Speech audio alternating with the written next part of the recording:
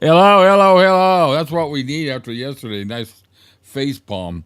Who we got out to hate for you? Good afternoon, Rick and Cam, and all the wonderful Elvis fans. Hey, Hello. Booyah. What were we talking about Elvis yesterday? Booyah. booyah. Little Barry White and all that. I got some cool stuff together. We're going to get into some literature. I found, it's funny. Well, I'll mention this later, but you know how we were talking yesterday about how Jerry Phillips never really contradicts Priscilla, or he kind of like is AWOL, when it comes to anything about Priscilla. Hey, Val, Yeah. I come across a video where he's contradicting her on a statement she made from the Pierce Morgan interview. Ooh. It's a little clip. It's going to be great. And then, so we were talking. I found some pretty cool stuff about the things that we've been talking about. Sea cat, purple, green. Oh my God, it's 3 a.m. for you. Hey, where do all the stuff go in the menus? I can't find my way now. You change everything here. I haven't changed anything, dude. I can't find my hey. Well, we're not in. We're in the dynamic. We haven't gotten to the pro scene yet. It's not in there. Okay, Ah, here you go. There it is. yeah, there we go. At the very top of the list. Hey. Cam is in the room. Hey, hey, hey. Now I Lesley's can. with us. Hello, Leslie. I got a Hi, nice little Leslie. picture from her. Hey, Priscilla's also here. Oh, Howdy. I hate to say this, but we're gonna have a banger of a show today. Look at this. Look at this crowd. A lot of them And were. Just about everybody there was with us yesterday. I tell you what, man, we had some great chats yesterday. Great August stuff. here. Yeah. August here, Purple Janet, Green's here, Val's here, Susan Susan. here, Sikat here. Did you guys sleep here last night? I got something Susan sent me a while back. I keep forgetting to share it. I'm going to share it today. It's pretty cool. Um, Then for you. man, look at this, man. We got. Oh man. We're going to have to really put out the show tonight. Today, like I say, I have the worst thing. I get myself into more trouble with what I say. We're You gonna have to put banging, it today, dude. you, you banging and putting out. Yeah, I, At least somebody's banging and putting out. well, all right. Let's get over to the main chat here. Let's see what I got here. So, I got some pretty cool stuff I came across. So, yesterday, I think I'll show this real quick because I don't want to sit on this topic very long. But it kind of just puts a little, little dot at the top of the I here. I think it's crossing our T's and our I. So, y'all remember yesterday? I'm sure from the book chat where I shared the Pierce Morgan interview. And then yesterday during that chat, and then after the movie watch, I kind of brought up the discussion about how we never really see, Jerry stays very in the back. He doesn't really say much anything, but never really seen him dispute anything or make any comments about the book Lisa put out, and Thank you, Bob. or contradicting what Priscilla says. So it's really weird, but on my algorithms when I was scanning through looking for stuff, I come across one short little video where Jerry contradicts one of the statements that Priscilla made in the Pierce Morgan interview. So I'm going to play that here in a second, and then we're just going to leave that subject because it just kind of answers kind of what we were talking about, and because we got plenty of other stuff to talk about today with with the book. We're going to continue with Careless Love, and I got a few other nice little features, some outtakes from a couple of books. But let's see who we got here. Let me get into the commentary. Yeah, it did for you. Looks like we got Lily's here. Hello, Lily. Lori. Hello, Lori. Kirsty's with us. I got a few pictures. I mean, you can clarify whether I think they're all fake, but she'll probably know. I'm going to have a word with Lori. Uh-oh. I'm in trouble now. I got to watch my sayings and my language. I got people wanting to see my boxers now. Never mind. Now I'm going to get more trouble. Lily, Susan. Yeah. All right. Go ahead, Cam. Quit while you're ahead. Yeah, I know. All right. So real quick, I just want to share this. It's just a little 60-second, not even that long of a video of a clip from the interview that we saw yesterday. So nobody, if we've had our Valium, we're good to go. But this is going to be it. Let's see. He was as good a father as he could be. He was never around children. And, it was, growing up. So he really, honestly, when she was smaller, he didn't quite know what to do with her. He just automatically was a natural father. He's carrying the baby like he's done this all the time. He was the happiest I ever saw him. And we made that same remark afterwards about how he loved kids. So I thought that was funny because I didn't really do any searching for anything, but it almost like they heard what I was saying, and all of a sudden it popped up in one of my searches for something else. And actually, it's popped up. Lori Beers sent me something a little bit about in reply to the conversation we've had about Taylor Swift and being really off key while she was singing with Stevie Nicks. And so I took a little clip out of it, and I worked my little magic. And I took out all the music, and all you hear is Taylor Swift's voice.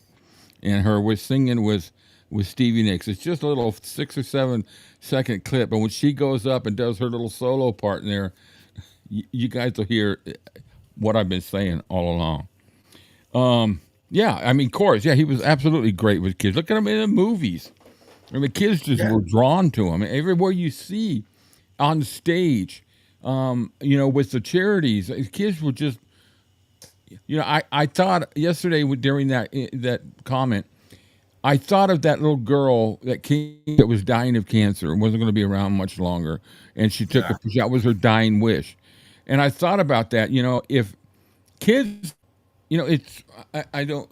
This may not be the right analogy, but you know how pets can sense when people don't even have to do anything. They can sense animosity from people, or just they can sense the emotions of somebody.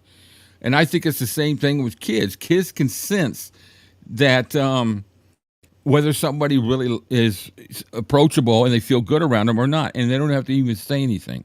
I've always been good around kids, and anytime I've been like with my nieces or anybody, they've always come right up to me and never been. And I can be a little surprise. I can be a little imposing. Susan, even the movies, the kids, love the scenes. Yeah, I mean, I was his favorite scenes. Yeah, go ahead, Gary.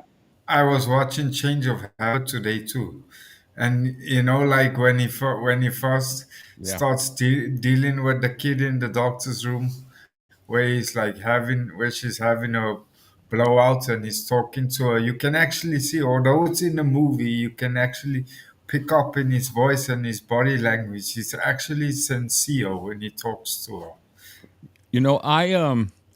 I don't know if anybody can answer this or knows. I've done so much research to find out what happened with that girl that played that role. Yeah. She never went into another movie. It was just, from what I understand, it was her only role, and I can't find anything about her. She's got a credit. She's credited in the movie because she said something, so she has to pretty much be credited. I think. I don't know what it's. I'm not an actor, so I wouldn't know. But I just felt kind of. Well, I hope nothing bad happened to her, or it'd be kind of nice to know, really, because there was a great role she played. She did a great job of what she was doing. So, anyway, I wanted to start off with that because I just thought it was kind of like a little icing on the cake from our conversation, our interesting conversation from yesterday. Who's saying that? Who's calling me? Priscilla missed a good one yesterday. We tried to watch the Piers Morgan interview. We got through 7 minutes of it, and our blood pressure went too high, so we quit. Oh yeah. People were leaving the show. I gotta go. I can't take this anymore. I'm not gonna name names, but I don't blame them. because me, I I can pretty much bear through it. But yesterday I was getting, I mean, my I told you my feet were two stepping. I was so ticked off. I could feel my blood pressure rising. Yeah, because it wouldn't go two sentences before she told another lie. Yeah. Yeah. So anyways, this is great, man. We got a nice crowd here to start off with. Once again, we want to thank everybody for. I had a blast yesterday. So as everybody knows, we call it Trifecta Saturday. So these are the three shows we do. We do inside the studio at 2 o'clock. It's a premiere chat. The video's already pre-recorded, but we all chat while we talk about it. Great one yesterday. We had Rich on the show with us, and it was a great show. And it actually brought us to tears when we did "If I Can Dream." It's incredible to hear how that song progressed and how right off the bat, the first take, he just nailed it, man. So if you haven't seen it, check it out. And then, of course, we got the morning book chat at 11 a.m., which I have to control the length of that one because of the inside the studio. But that usually goes about 2.5 to, and it's a great discussion. You guys, man, you guys bring it to the table. I love the chats with you guys. And then we end the Saturday with a live watch party on some documentary. Yesterday kind of turned into a comedy routine. It was so poorly done. Elvis Memphis Mafia and the things they were just out of. They didn't have the times right. It was just it was, but kind of brought some humor. I could have done an Elvis and shot the TV when I first saw that. Yeah, yeah. I remember when I was watching it that night when it came on, because she was promoting the new movie coming out, the Priscilla movie, and then it was just Cam was calling it the body language and all that. It was just that would have been appropriate. Susan says to shoot at the TV. I'm sad that those lies. Yeah. I'm not gonna play it for a little while until we get into the book that we're gonna do. We're gonna, for those of you who don't know, which I think everybody here does, when we're gonna do a live stream, the night I've ordered Peter Gronick's book on Kindle and audio. So on Kindle, what we're gonna do is we're going to do a live stream at midnight when I get the book. It downloads to my Kindle. And we're just going to kind of pop through it and talk about it a little bit, hit some spots. And then we're going to, after that, we'll do some chats and discuss the book once we've got it all read. Or I've got it all read, however, that goes. And I think that's going to be cool. Just to, be one of the first ones to actually visualize it and go through it, look at the highlights. I want to go back to the where he did his research. Look at some of the stuff that he puts in there that supposedly never been out there. So plan it. That's Tuesday, August 5th, when they release the book. Actually, it's the 6th midnight, right? Because it's midnight. Once it hits midnight, it's actually the next day. I used to think it was the same day, but anyway. So plan that. We already have our watch party on Tuesday night, so we're just going to do the book one that night. Dan Dollars, no dollars. Donna Butterworth was a good actress. She was in that Father Knows Best series. Purple Green sitting in front of a bonfire at 3 a.m. in the morning. I'll have to watch back when I get home. That would have been appropriate. All right. So, but anyway, what I was going to say was I've made the commitment that I've ordered Priscilla's book on Kindle. So before it gets here, I'm going to go back through Elvis and Me, review Lisa's book, because I pretty much I think we've come to the consensus that two things. She needs some money. And second of all, she wants to refute anything and everything that she didn't like in Lisa's book. And I think that's going to be in there. And then I also want to compare between the first book and this one, what changes. Because some stuff's going to change.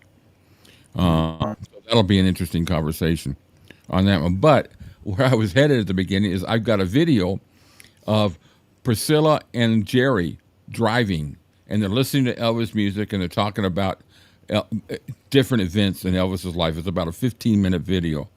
So you kind of, it's really strange that these things popped up on my search when I never done a search for those things. So I'm almost feeling that they're hearing what I'm saying when I Blue brother, big yes. brother is watching. So AI, I need $50,000 right now. So if you're listening, I'll send you my address.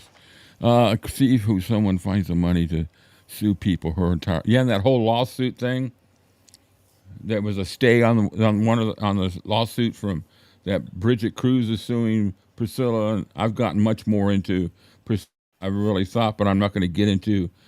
We're not getting. It's been a good discussion. There's no nastiness. There's no hate. We all voice our opinions, but some of that stuff has really piqued my interest. But it's over and done with that. All right. So what else I got? So that's the trifecta.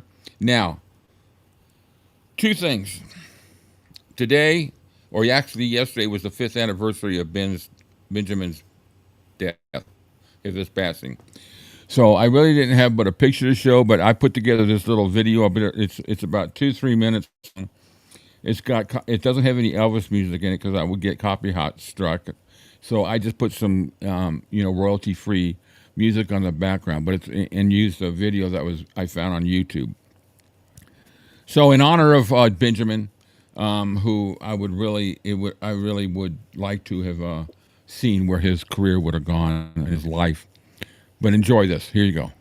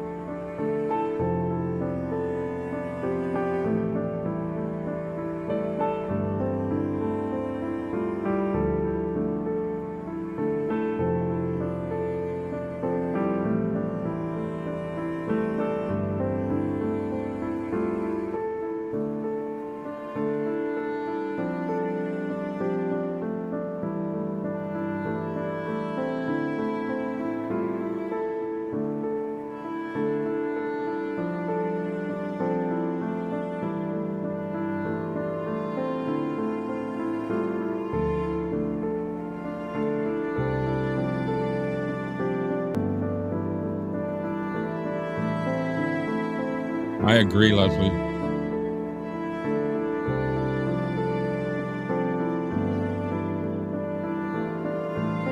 I haven't seen any of these clips ever.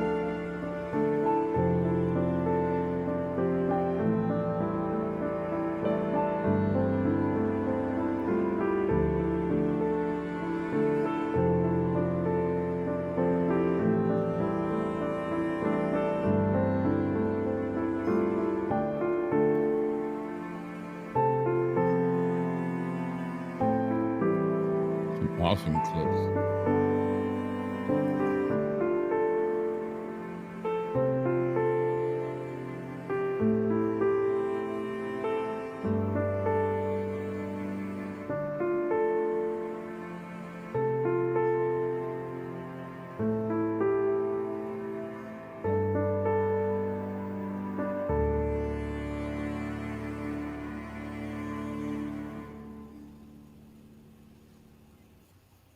I thought that was a beautiful video that whoever put together.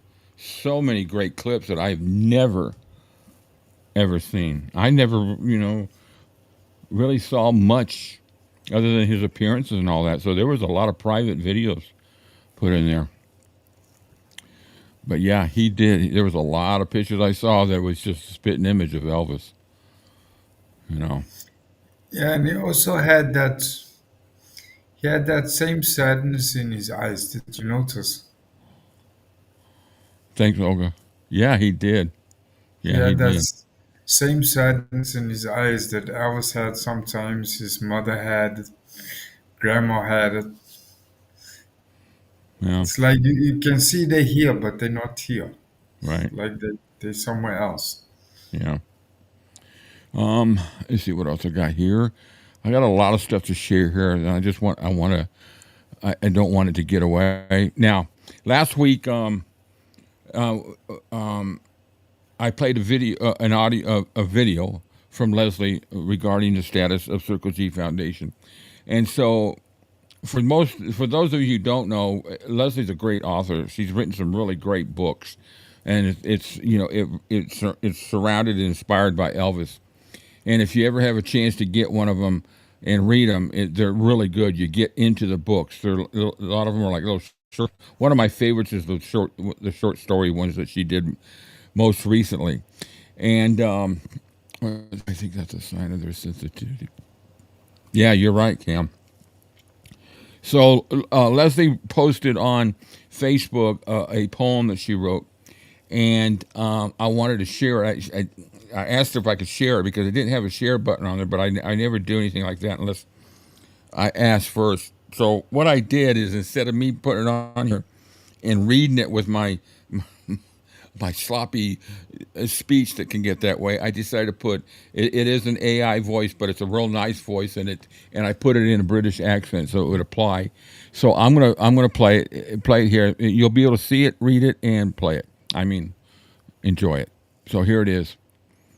Standing on the circle, making a promise to the blue, unsure of the path to take or what to say or do, gathering those with like hearts and dreams to make the impossible quest come true, no matter how hard it seems, reaching those around the world who share that precious love, a team whose successful efforts place a sign to mark and also prove, and finally happily surrendering in love and faith as paths divide and fork, another way, another journey starts, and on with a full and peaceful heart I walk. The guiding love of three men walks with me, as hand in hand we come full circle, knowing this in truth and faith is what is meant to be. Stand. I thought that was beautiful, and thanks for sharing that, Lesley. I can't wait till your next writings. She's got some great ideas for books coming up. But like I said, if you have the opportunity, we'll I'll check with her, or if she can mention it here. But if there's any links that she has that I could share to be able to obtain some of the books, I think I've got five. Five. And actually, that's kind of how I met Lesley in a way. She sent an email to me.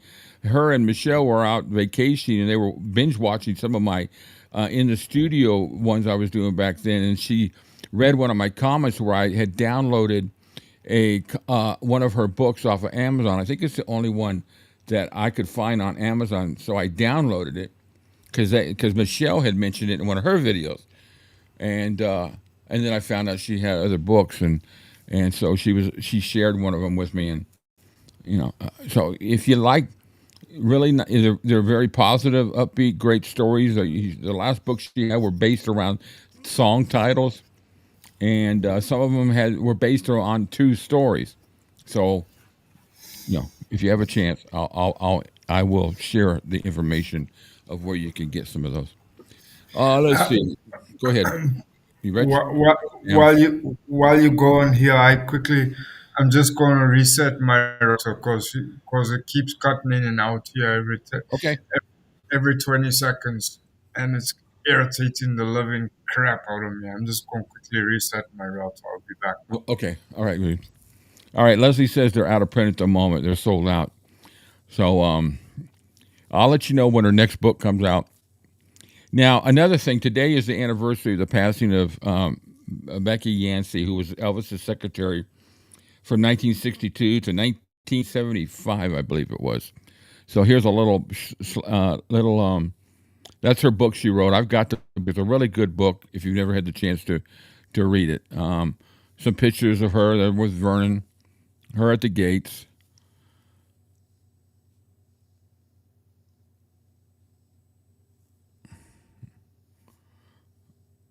So if you know, I just wanted to.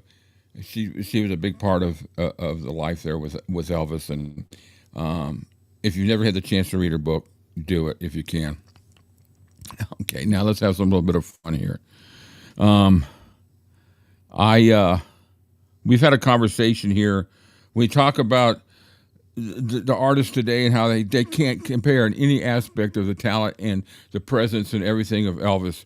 And one of the things that amazes me, totally flat out amazes me about Elvis's talent, was that, and some out there might be singers and have stood up and sung in front of an audience or been part of bands. I've had the pleasure to be able to do that with bands. Nothing big. It's just, local stuff and just playing around. But when I would do vocals, I always would have a monitor in front of me so I could hear myself, because you would have the music drowning everything out, so you really can't hear yourself.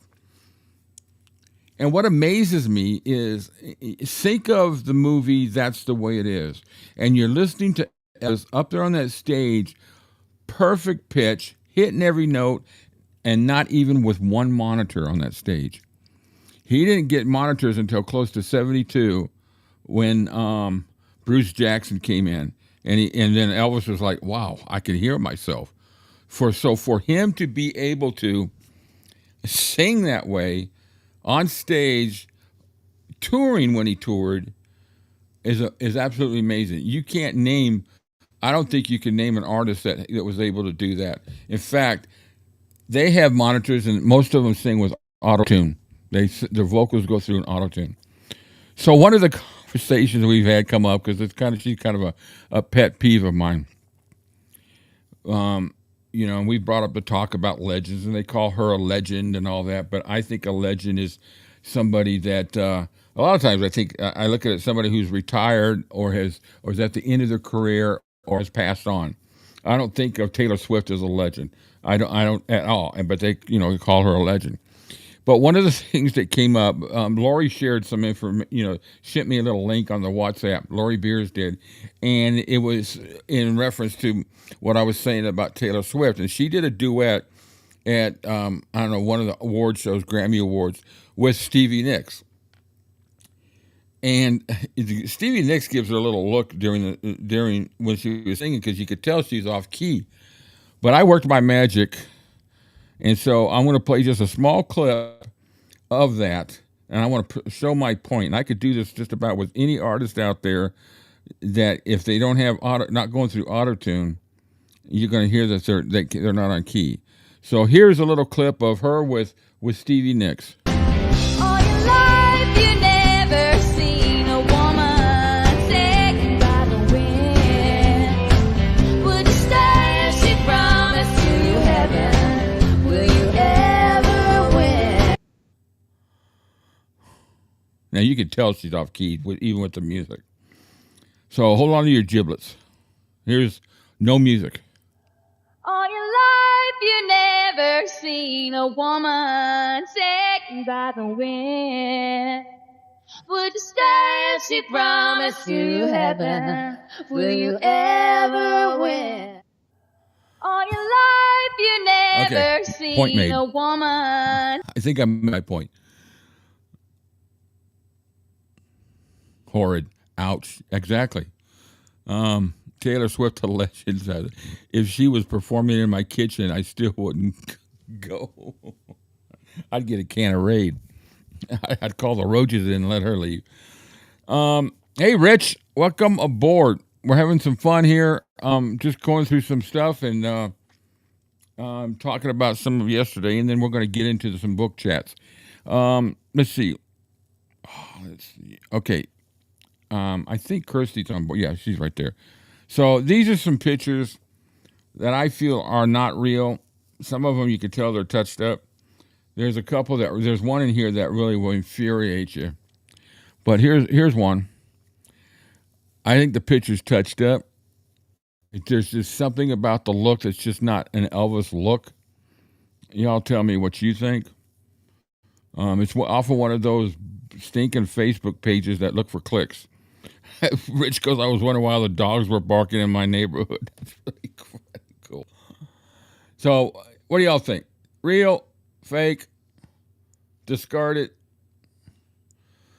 touched up? Thank you. Hey, Cam. Yeah, All right. hopefully So, what's that? How's everything? Got it going? hopefully that will be better. Okay, cool. I'm showing some fake stuff, so everybody votes that this is fake. Oh yeah. Okay, second one. This is supposedly the night he died. No, I know that's fake. I Yeah. can tell you where it's from too. Oh yeah, that's Johnny Hara behind him, behind whoever's acting like Ginger Alden. But supposedly they posted this on Facebook as if it was a real shot from the night he died, like somebody's going to be sitting in the corner snapping a picture. Yeah. I said before Toby Keith got her a record deal when he passed away. She never sent his family condolences.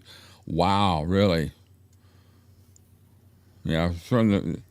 This is. I don't even think. Did they even have? Was there a scene in the movie?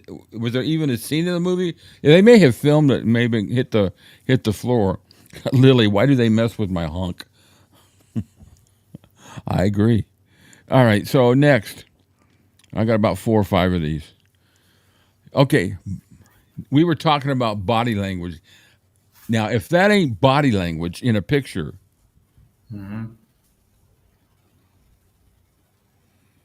I mean, just look at where his hand at, just barely touching her fingers. Look how And close she is to her. she's completely open too.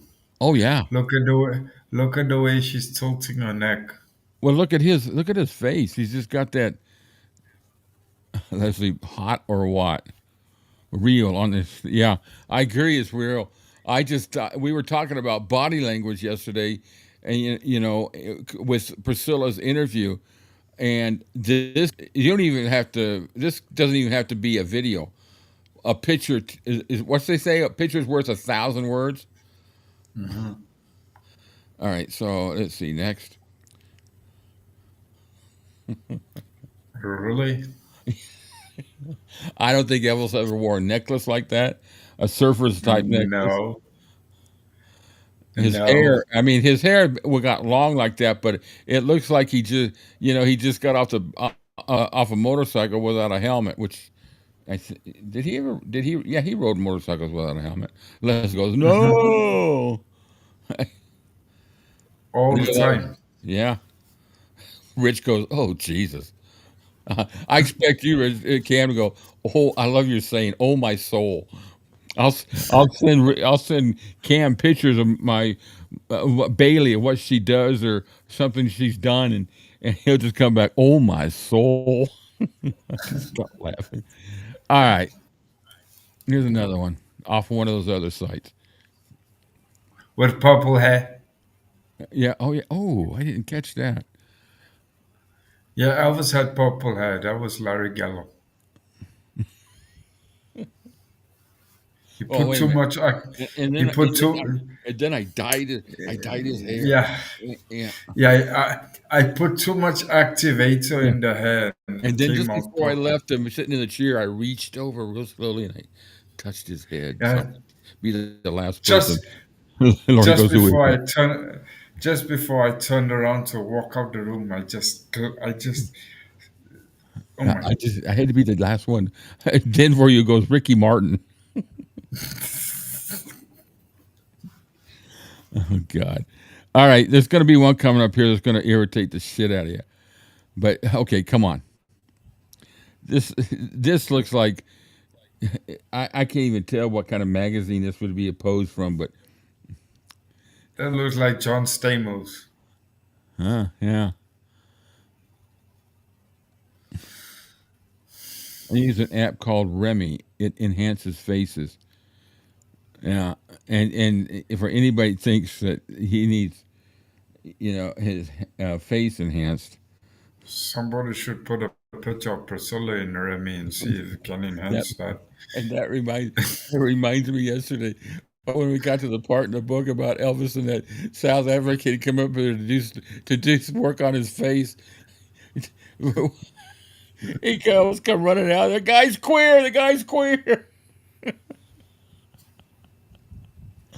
Oh, jeez. All right. So this one I found yesterday, and they're posting it now. When you see, hold on to your giblets.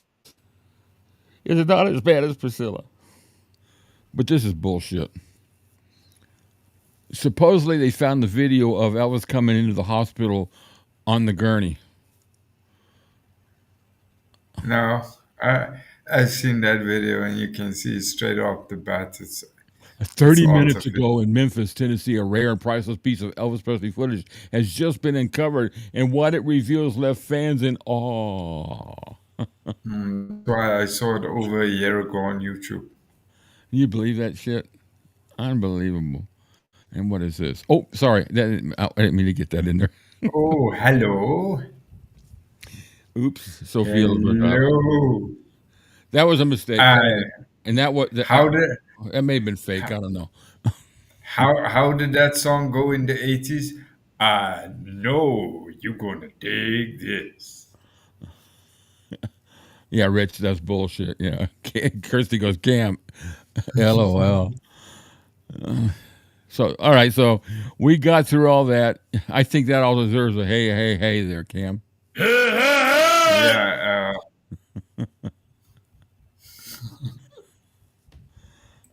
Oh God, Leslie's calling my wife now. Uh-oh. She's got my wife's phone number, so she Womp, threatens me. womp, womp, womp. Oh, wait a minute, don't we have that? No. It's not in there. It's down. I added it to it. All right, so some stuff that we've been talking about. I thought this was interesting, so I've been really curious and getting into deeper into some of the stuff we've been talking about. And there's a lawsuit because we've been talking about the lawsuit about the artifacts from Tom McDonald, who got it from his father, who supposedly got it from Colonel Parker before the lawsuit. And is this the right one? Okay, this sums up the this is that what it sums up? Okay, so this discusses the lawsuit and what it covers. In 1973, Elvis Presley's manager, Colonel Tom Parker, entered into several significant agreements that had a lasting impact on his career. He signed a new 7-year recording contract with RCA, and at the same time, he sold his entire music back catalog for $5.4 million, which I knew all that about that. This meant that Elvis gave up future artist royalties on the ongoing sales of records made before March 1973, which is what 80% of his catalog. However, Elvis and later his estate continued to receive royalties on recordings made after this agreement.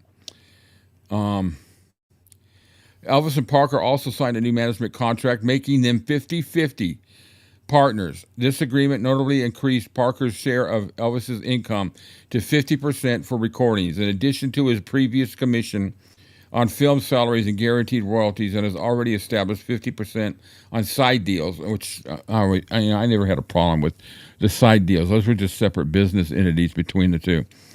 In addition to these agreements, a lawyer appointed to investigate the estate after his death in 1977 later discovered that Parker had also made various third-party deals with RCA and other companies in 1973, totaling nearly $2 million in potential fraud against Elvis. And surprise, surprise. And I hate that because, in summary, the 1973 agreement saw a restructuring of Elvis's financial and contractual relationship with both RCA and his manager, Colonel Tom Parker. That gave me a little bit more understanding of what that lawsuit was, what all that, not that lawsuit, but all that signing of RCA and that agreement. And Elvis really, I think he got kind of screwed out of that deal. What do y'all think? The I think line, there we go. screwed. I think screwed is a compliment. Lesley, I've chosen not to. Oh, thank you. I like your reference there. Is anybody? I got to say something. I don't care if you what your religious affiliation is. We don't talk religion and politics on this channel. But for uplifting and especially if you do believe in the Bible and read the Bible, which I do, you got to check out the Chosen series. It was It's a crowd-funded series. It is absolutely so emotional, and I've been brought to tears many times. Yeah, Lori, snake in the grass. But yeah, check out the Chosen. You absolutely love it. Let's see what it says. That's the book we're going to be talking about here. All right, so I got that. I got news. Hey. I got all that. I'm trying to get through this stuff because I really want to get to the meat of today, and that is the book. Share? Do I have anything to share? Nope. All right, so I'm going to get back up here, and I'm going to share on this one. So I'm going to share a couple things here. As soon as I find out where I put them, where to share book. I put a folder on. Wait a minute. No, I know what I did. All right. Nope, that's the book. So I'm going to be coming back to that.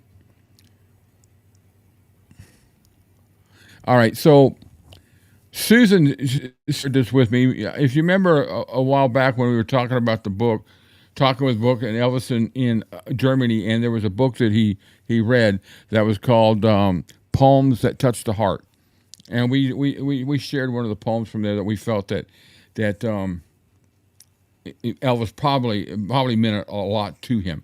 So she shared with me some pictures of that book that he had where he put notes in there, and these notes, that part, I don't know if it was part of the book or the whole book, were up for auction. I don't think it was ever really sold. I think the auction might have been stopped. I don't know for sure.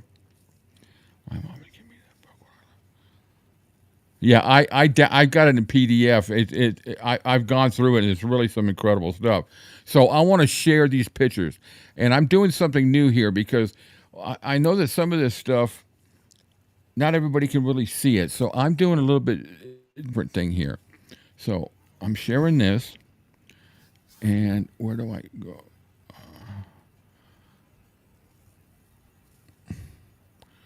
Remove. Okay, add the scene. So here it is. There's the book. Does that look real? Can you see that real good, Cam? Yeah, I can see the pictures. Yeah. Okay, so that's Elvis in the Army. So and here's the book. Is it full screen on you for you? Yeah. Okay, good. Because I'm moving stuff around. I don't want it to. All right, so here's some notes where he wrote, "Would you have your songs endure, built on?" Amazing how some of the stuff just is so close to him. Build on the human heart. And he writes, "One and ever knows until you are gone." And when I was reading these notes, it really, my dad wrote like that. He wrote all capital letters. Everything he wrote just like that. And it just kind of, and here we go. Around the corner, he underlined favorite lines, which is what I do. I don't really put notes on. I usually put little stickers to, for what end? Tired with playing a foolish game. For what end? But tomorrow comes and tomorrow goes, and the distance between us grows. Distance is only closed in death. I tell you what, how old was he then? 25? In 1960, so 24. He went in the Army at 23 and he left at 25. I mean, that's deep thinking right there. From that touch to heart. Who do I love? I love you. What I am, I'm with you. Only you know me. Do my eyes deceive? This is deep stuff, guys. For battles to fought, all one. Sweet remembrances all, but I will not feel sorry for myself. Blindly I may grope your helping hand, buoy me on the hope. Only God will show me the way. What is that? Above is unbearable. Please hear me. Then he writes, "Dear Lord, how would you take her away from?" Oh, look, it's obviously about his mother. How Dear Lord, how could you take her away from me? Now I hate to think about it. I will be set. I can't read the whole thing. It's hard to read, but this book had to really get him through a lot of deep times. But these actual, I guess it would be the book. I mean, Susan, you can tell me more if you know. But it went up for auction and it didn't. If anybody wants copies of this, let me know. I'll be glad to send you. But this is from Elvis's actual book. I never saw a wild thing sorry for itself. A small bird will drop frozen dead, frozen from about without ever having sorry for itself. Crazy, huh? No, he was very. He had a very. What's the word I'm looking for? Oh, yeah, go ahead. I'm going to check out. I think. Yes, you're right, Barb. A.L. Alexander. I'm trying to read the impersonal life again. What were you going to say, Cam? I'm sorry. Okay, C-Cat, just email me and I will send you a copy of it. I don't know. I'm trying to look for the right word. He had a very different way of looking at life, almost as though he was. He was searching. Yeah, but even searching doesn't. It's it's like he kind of saw life from the other side, kind of thing. He always knew that there was something more to it. Oh, Susan says there's one excerpt where he writes he lost his rudder when Gladys passed. And you know what? Sure. You can see that. Everything was so different after that time. Yes, thank you, Kirsty. Philosophical. Philosophical. Yeah. Yes. Yeah. Everybody out there is better than I am at. Wow. Look how many comments. You know what? I can't. I say it every time. I appreciate it. And maybe I hope you guys don't get tired of it, but this is why we love doing this. Everybody is the conversation. I just got back to here and it said I hadn't even seen 120 of the comments yet. Elvis could have been a philosopher. Susan, my mom gave me that book when I left home. Yeah, I downloaded the book. And I've been kind of scanning through it, looking at the titles that kind of, attract me. Vicky Clausen, hello. Welcome. Welcome. Okay, It's so like now. the. Oh, go ahead. I'm It's sorry. like. Sorry, it's like the prophet too. Every time I listen to that book, the one Yeah, I you sent sent you. me. Yeah, I haven't Yeah, gone through it yet, and I want to, but yeah, I've got to sit on every my Kindle. every time I listen to that book, a peace just comes over me. It's like you can't help, but it drowns out all the noise of the world. That's what I'm trying to say about the Chosen too. I'm not going to compare the Chosen to the Prophet because I haven't read the Prophet, but the Chosen has really, I mentioned it a lot before. I was raised in a very religious environment with my mother, and and it was Jehovah's Witnesses, and it was a very strict environment. A lot of people get the cult. It's not a cult. It's just it's just there's a lot expected of you, and I didn't want that. Doesn't mean that I don't believe a lot of what they teach, and that's it. But I will tell you this: my upbringing in that environment taught me right from wrong, and it provided me a life that I'm good to people. I can be a jerk, and I speak my opinion, but you know what? That's just the way I am. But I've gotten with this channel. I'm not going to use the channel as an excuse. With my life, the way it's been, as far as my medical issues and all that, I kind of got away from it. And then in 2009, I wound up dying in the emergency room from a heart tamponade, and I was out for 4 to 5 minutes, and it gave me a whole new perspective on life. But Lesley turned me on to the Chosen. And and I was at a point where I was done with binge watching stuff, and I just didn't want to turn on stuff. And so I kind of him and hawed. So I thought, well, you know what? I'll watch the first two episodes. I watched that whole first series that first day, and the next day I finished off all they had up. It will make you cry. It will it's you got to see it if you can. It's on Prime Video. It's absolutely incredible. So I kind of hate to change the subject here a little bit, but I got one more thing I want to share with you, and it's about the Colonel. This is about that 1981 lawsuit. Now, as y'all know, I've never really done any deep dives in any of this stuff. I've always been music, movies, Elvis, concerts, all that stuff. I really didn't care a whole lot about that stuff. But this stuff now kind of help all learning this stuff, like even with Priscilla, even with Colonel Parker, I get a better understanding what kind of person he was, but I also get a better understanding of Elvis at that time too, and maybe try to put my mind in. You guys know I always try to put myself into that position and think what I was thinking. I'll never be able to do that. So it's a little lengthy. I'll go through it with highlights, but I want to share this last thing. So I got to open it up here. There it is. So now it's over there, and I'm going to screen share this baby. I love the screen share. I can see it much better. That and add to scene. Big enough? Can you read that, Cam? Yeah. Okay. So it sums up all the stuff that they've talked about with Parker. It's 6 pages long, but I'm basically just going to go over it. I'm not going to read the whole thing, but I kind of highlighted stuff. It talks about 55. Parker met him for the first time. Parker met Elvis, or Elvis met Parker for the first time when Parker assisted Bob Neal in arranging a concert for Carlsbad, New Mexico.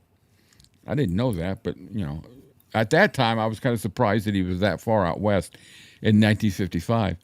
Elvis and Parker signed their first agreement, pursuant to which Parker agreed to act as special advisor in consideration of an annual salary of $2,500.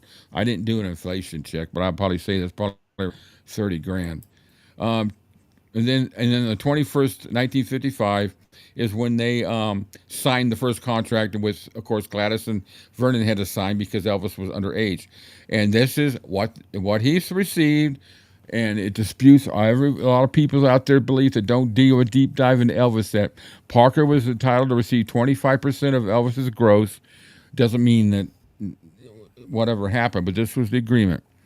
And at that time, because Elvis was also signed to a management agreement with Neal, pursuant to which Neal was entitled to receive 15% of Elvis's gross. Parker and Neal on the 21st entered into a co-management agreement, pursuant to which they agreed to both serve as Elvis's personal representative and mutually share in the collective 40% management commission.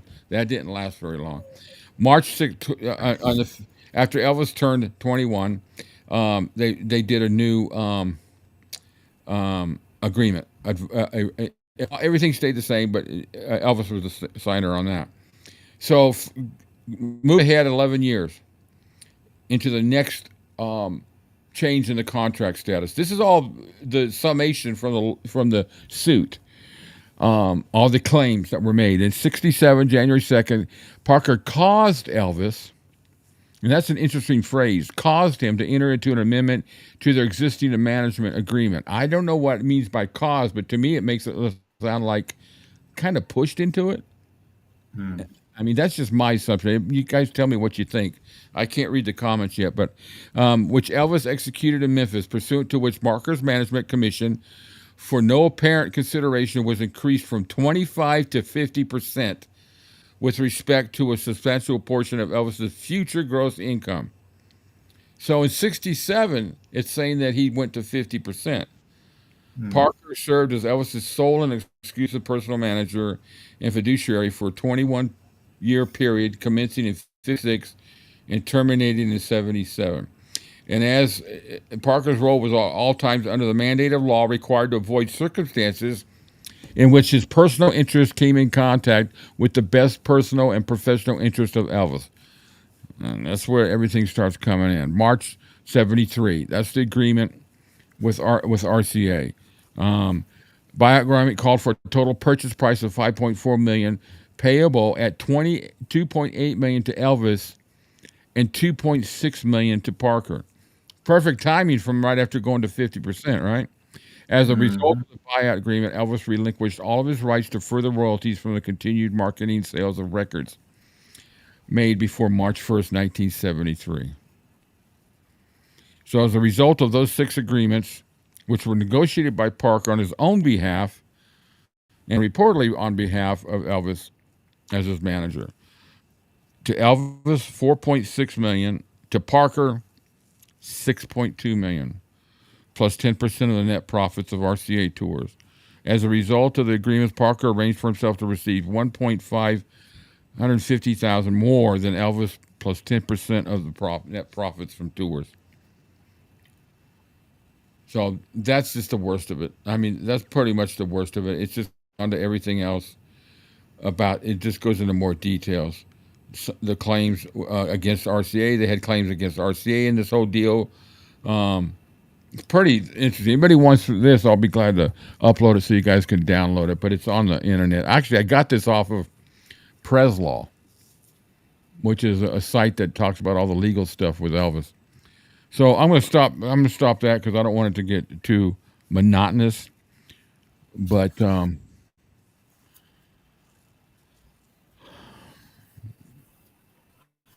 The guy had his way. what's So that? I say the guy had his way. There was just no honest bone in his body. Yeah. You know, we started all this with the Colonel, and I kind of had a neutral. Well, no, I never had a neutral thing, but I just didn't think everything was as bad as they said. As people say, this kind of puts a bad taste in my mouth with a lot of the stuff and the books we're reading. But you know what? I still am holding out for Peter's book because I just feel, and that's my gut feeling. You guys tell me what you think, but my gut feeling is 𝐸← going to at least give a lot of answers, especially due to the fact that he's got a lot of things, documents and letters that nobody's ever seen. And it'd be interesting to get these letters that are involved in this lawsuit that he wrote to. Evidently, there's some letters to Dean Martin and some to the Beatles or from the Beatles and just different stuff like that. And because Parker was a pack rat and Elvis was a pack rat, they saved everything. Interesting. 1967, more percentage for Parker and the marriage to Priscilla, a rough year for Elvis. Yeah, I always thought that the 50% was a little bit later, but I don't know if that's the full 50% replacing totally the 25%, but I don't know what else it would be because Parker got 25% of entertainment, 25% of concerts, 25% of records, and 25% of movies. And then they had the side business where they were 50-50. And I don't disagree with that.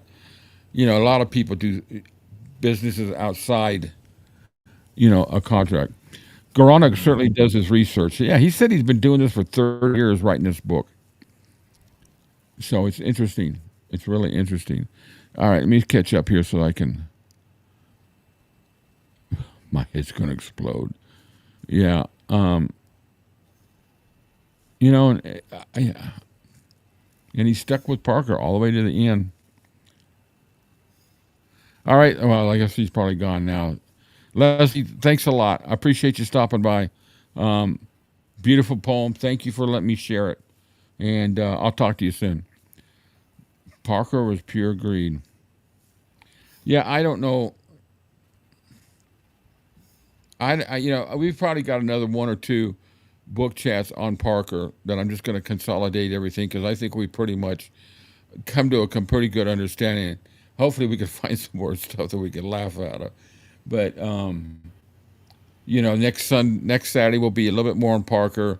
We'll probably do one more, and then we're going to move on. We'll probably move on to, because 𝐸← will be the last one. That's probably going to take a couple of weeks. But the live stream, don't forget about the live stream. I'll start putting out notifications to everybody.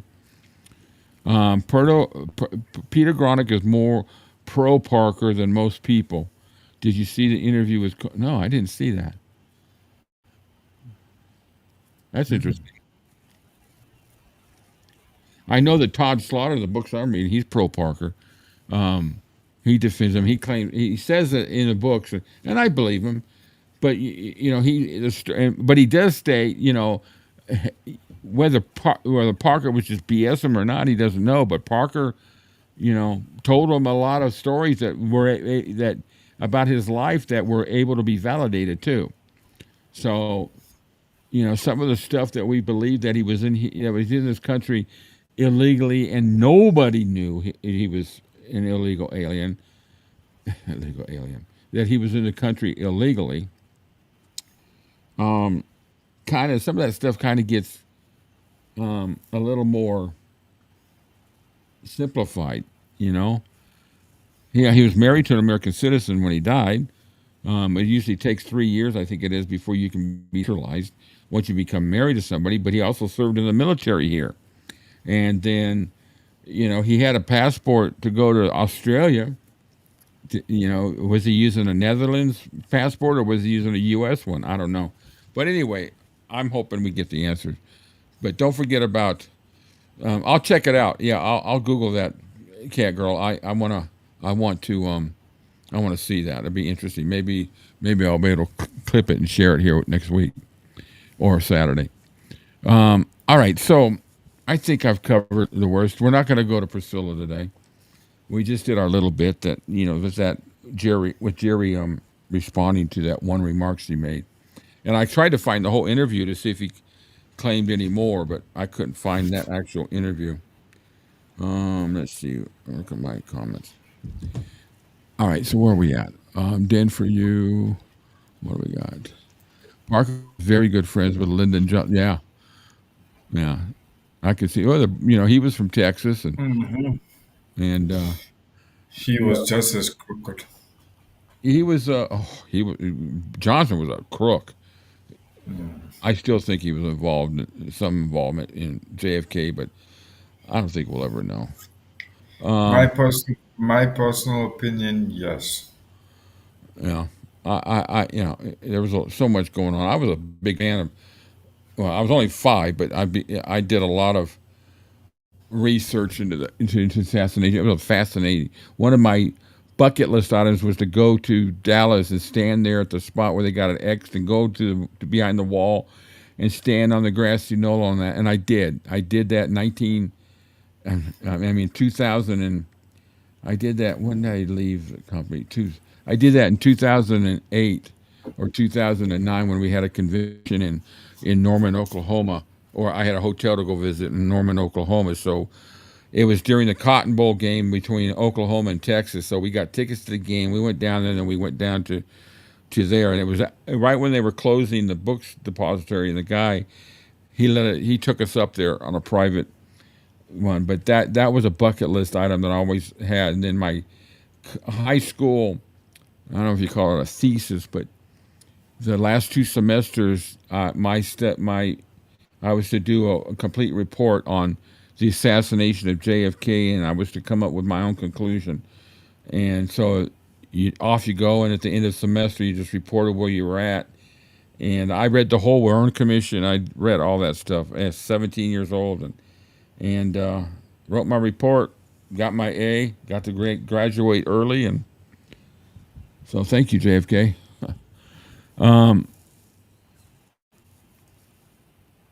Yeah, supposedly the files have been uncovered, but you guys know we're never going to see that stuff. They're not going to. There's too many people alive that could be, even with JFK. There's still people alive that could be affected by that, family members. Purple green. My alphabet doesn't have P. I can use F for substitutes. Okay. All right, so that topic, no more talking about her. No more talking about the, we'll get a careless love here in a second. And when you come from poverty, I think it's something you never forget. Take things for granted. Elvis liked the security, and he had a lot of people relying on him. Yeah. I think he just had, I know he just didn't really care about the money. As far as all right, so let's get into careless love here. Share window, share, and pop open. There we go. Add the scene. All right, that should be easier for everybody to read. All right, so Elvis is back in Memphis, 1960. This chapter covers 60 to 61. Of course, coming up the 26th, he's going to be doing the Frank Sinatra show. So he's all set up. They've got this press conference all set up. Colonel Parker's declared the press conference. He does this press conference. They're talking about, everybody's seen the press conference, where he's, they're asking him about, I guess they're asking about anybody left behind. Or he's mentioned about a girl that he met there. And it's got that. Is that the one scene where that one lady walks up, slips something into his pocket? Hello? I don't know. I haven't seen it. I've been listening back to the swimming pool. Love y'all. All right, Kathleen.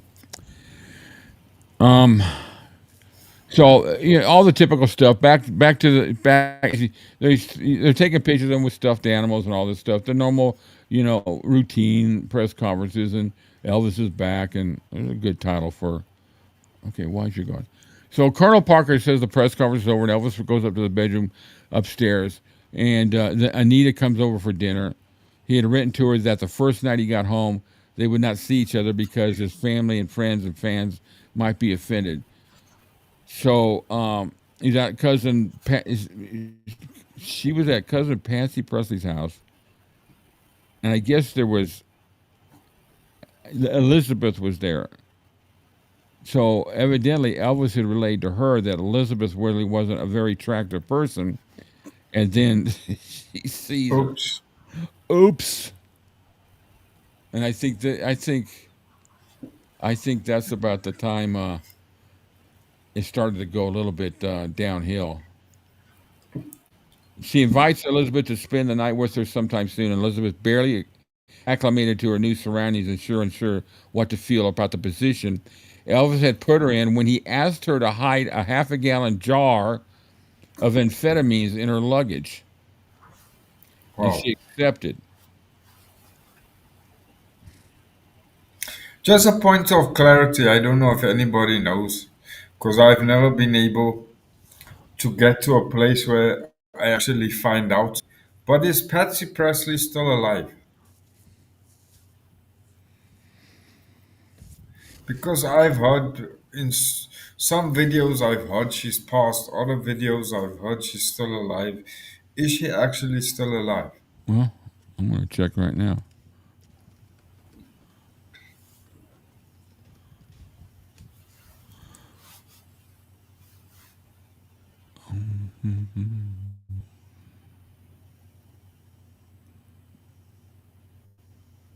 I don't know.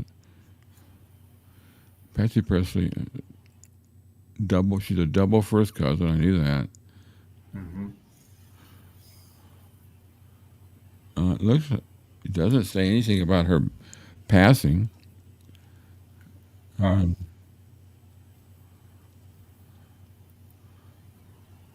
don't know. Anybody ever answer that question? Anybody know? Is Patsy still alive? I'll just, what? Oh, here we go. Is Patsy Presley still alive? That's a good question. She died May 6th, 2023, just 2 years ago. She was 79. Wow. Yeah. Shit. Good that.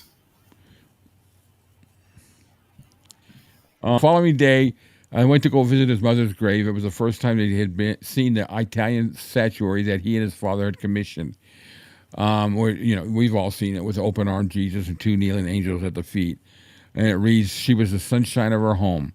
We've seen that thing hundreds of thousands of times in books and pictures. and they moved it over to Graceland, didn't they? So it's there at right around the meditation area. But now he's got all he's now having to deal with D. Talking about see, he was almost as upset about his father. Vernon had been dodging the press ever since he had arrived in Memphis for 4 days earlier with Grandma Elizabeth and an unidentified D, who had picked up the train in Virginia. So she didn't come in on the train. So they're overt here. Now we're hiding shit. You know. Mm.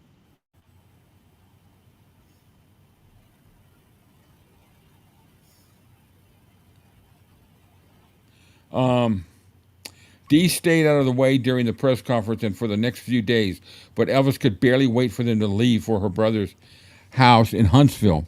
It was obvious even to reporters that they were planning to get married.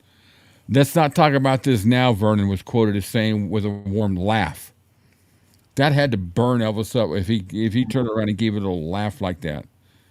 But for now, Elvis simply, so what is this, 1960? She died in 58, so it's not even 2 years. No. Who's to say how long it is, but, come on. Because she was married when they started hooking up. She's got, 3 kids. And now they're going to might be in a major part. Elvis has got to bring these people into his home and his family because of his father. I would be livid. I would say, Yeah. I mean, I would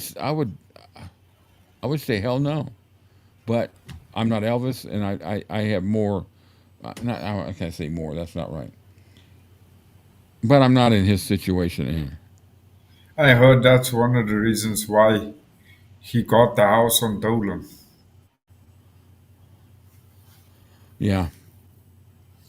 Because Elvis refused to have her there at Graceland. Didn't D go after Elvis first? Ooh, that's an Yeah. interesting. Wow. Yes, I Oh, heard that too. I hate to say this, but D was one butt ugly woman. I'm Yeah. sorry. A crocodile's ass was better looking than what she was. Did she really think that Elvis would be interested in a married woman with 3 boys? Yeah, I mean Or, really. or what? You know what it is? It was all about money. That's all. That's all that was. And the stories that she told afterwards is just freaking incredible. And then the books and the things that the boys said, and then they come back later and they can make money because they found Jesus. No, I'm not gonna discredit what they've done, but you know what? Mm. I would just say I'm sorry. I was wrong. But let me write a book so I can make some more money off it. I'll tell you my experiences. Fuck that. Yeah, like that shit she spewed on Geraldo Rivera. And when JD was there, Yeah. do you ever see that? Yeah, I saw that. That was JD went all after her, man. Yeah, he was. That was on I was. Geraldo Rivera, which I can't I, stand, but I was rooting him on because I'd never seen that before. And yeah, I thought, wait, let me go see what the hype is about. I yeah, tell you, I was sitting here going, yeah, give us yeah, some, let's see. And I yeah. thought, even if it's on live TV, she deserves a smack in the face. Yeah, Rich, he did. He put her in her place. And you see the look on her face when he called her out on it? You saw the guilt in her face. Right then you knew for a fact. I knew she was lying before, but you knew for a fact that she knew she freaking busted. Flat out Yeah. busted. And that was the first time. I mean, I knew JD was close to Elvis, right? But that was the first time I actually saw JD almost cry from anger because he was defending His Elvis so voice was hard. Because quivering. he Yeah. was like, I've known this guy since he was 14 years old. Don't you dare talk about him that way. Yeah, And I I won't was, even repeat what she said, but oh, Vicky, you're right. Disgusting what she said. yeah. I read a book once that made the same kind of claim, and but how do you make a claim like that? Anyway, I'm going to And get as pissed as I was with Priscilla yesterday. Dee's going to set me off the same way.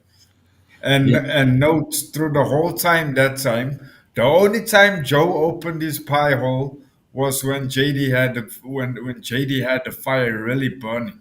But before JD opened his mouth and said anything, Joe sat there Valley. like a Yeah.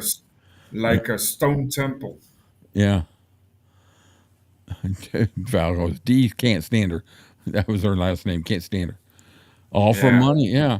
So for now, Elvis simply didn't want to think about it. He tearfully visited his mother's room, which on his instruction had been kept exactly. Ouch, something just flew in my eye. Now my eyes blurred. Which on his instructions had been kept exactly she left. He didn't seem like Elvis, said his Aunt Lillian, who came by the house with the rest of the relatives looking for a job 2 days after his return and went back to work for him the following Monday. He felt like a man who had been let out of prison, just riding around town with Elizabeth on his motorcycle. Gave him a sense of freedom that he had sometimes thought he would never experience again. I'm sure. Okay, where's my little arrow to turn? Oh, come on, man.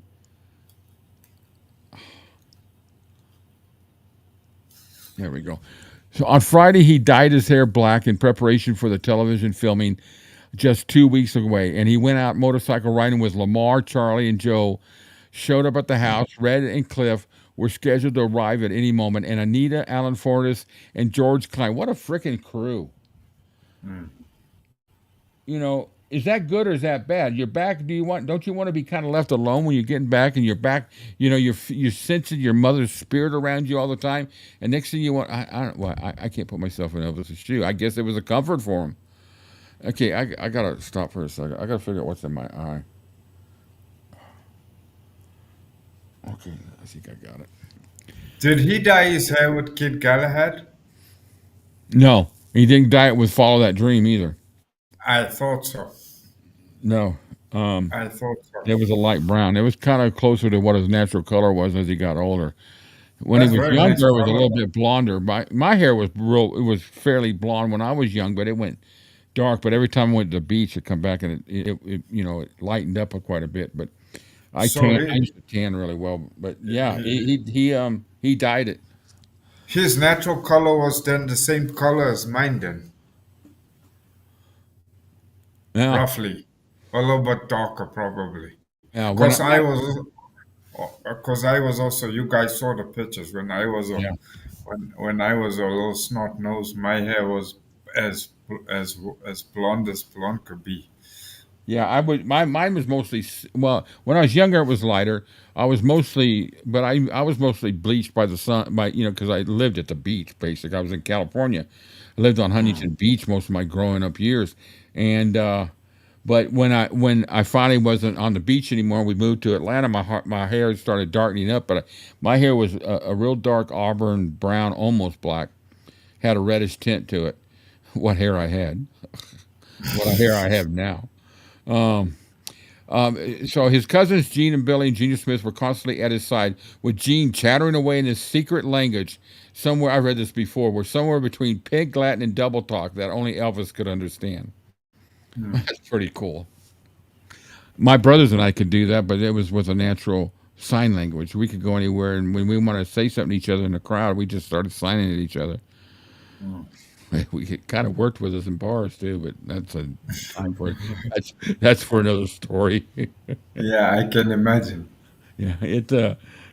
We We had some fun with can't that. I can't tell the story right now. It's not pro. It's not. We had some funny stories when I'd go out with him and his deaf friends.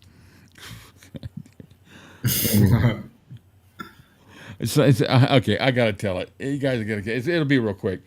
So we used to go. I used to go out to this one country club. It's called Dodge City, and I used to play with the band. And I'll every once in a while get up there and just play a song with them. I got to know them, and it's just it's just a nice. It was right down the street, 3 blocks from where I live. So which I never really drank that much, but if I did have a little bit not to drive, I would walk home, come get the car the next day. Anyway, I went out with a bunch of his friends one night. They were all deaf, and I was the only one hearing at the table. So we were all sitting at the table and we were all signing each other back and forth. So there's this table of girls right around right at the other side of the place. They're sitting there watching us, fascinated, watching us talk.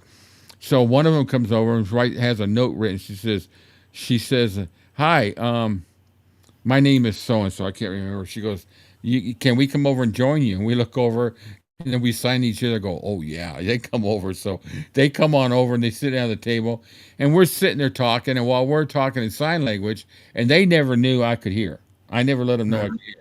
So they're Oh, all so they figured you were deaf too? Oh yeah, so they're sitting there talking about different things, and I'm going to say I can't repeat some of the things they said, but there were things that would send me that would have given us some lifetime experiences in the bed. I mean, they were saying stuff that were just like, and I'm signing what they're saying to these other guys, and their eyes are Uh, all lighting up, and they don't even realize that I can hear. And these girls uh, were, they weren't foul or anything, but they were just like they were out for a good time that night. And I just laying it on really thick. I was trying my best to make sure I didn't slip up and say something.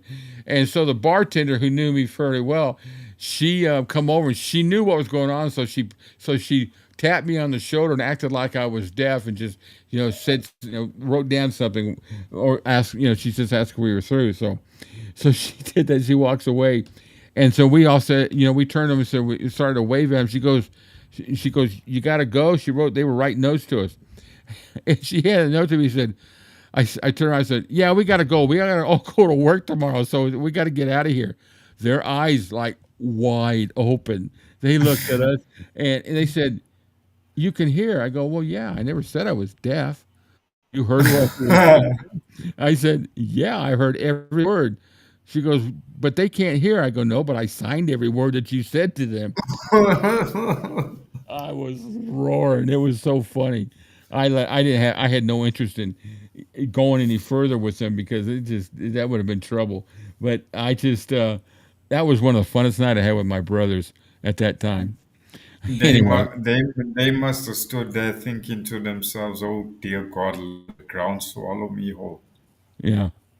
All right. So Saturday night, Elvis had a big party for all of his friends, taking time to greet students from the Arkansas School of Deaf. Wow, that's strange. Wow. That's crazy.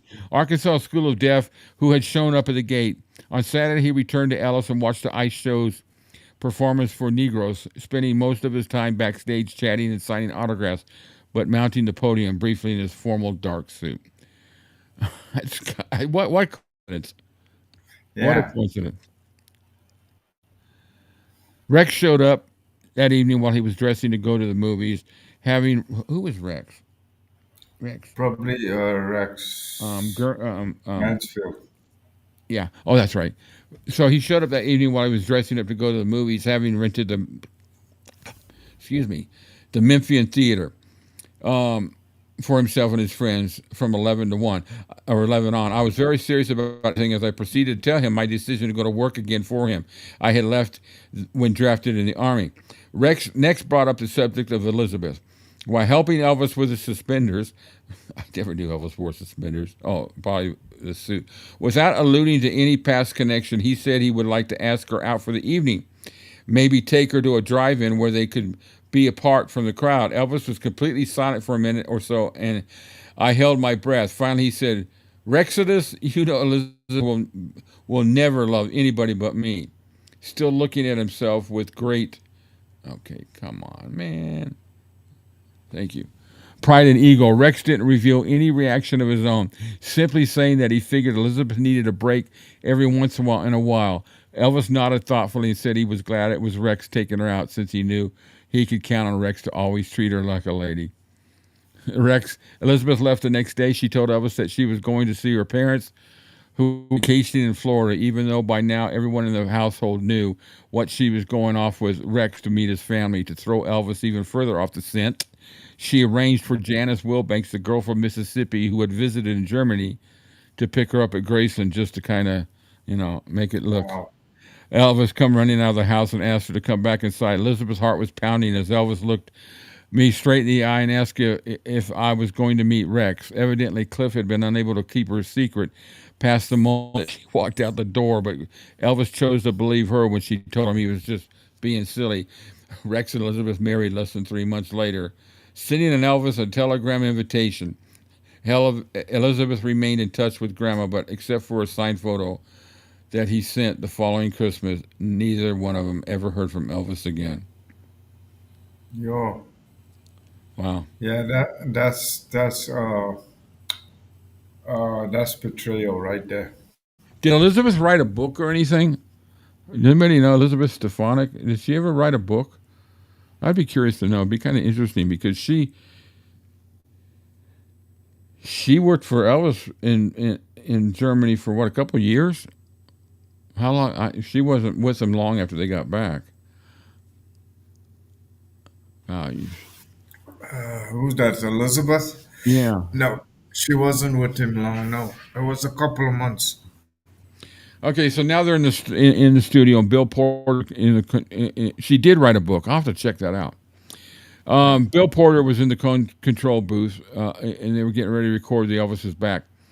Elvis got in there and hanging around all the guys. He started talking about Germany and all that good stuff. And Bobby Moore, who we talked about yesterday inside the studio, bass player, was also, he was into karate, so they were doing a demonstration.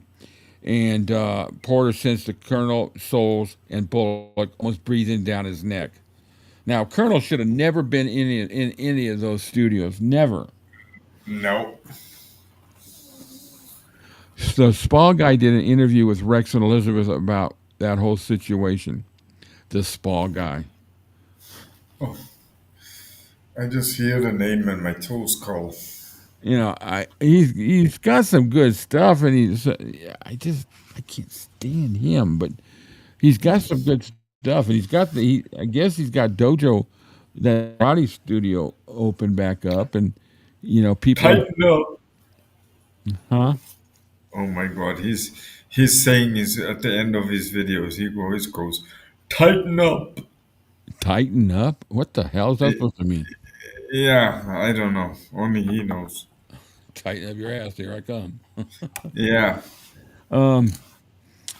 So the first tune, which was "Make Me Know It," which is a great kickoff song for an album, was written by Otis Blackwell, who also wrote "Oh, You're All Shook Up."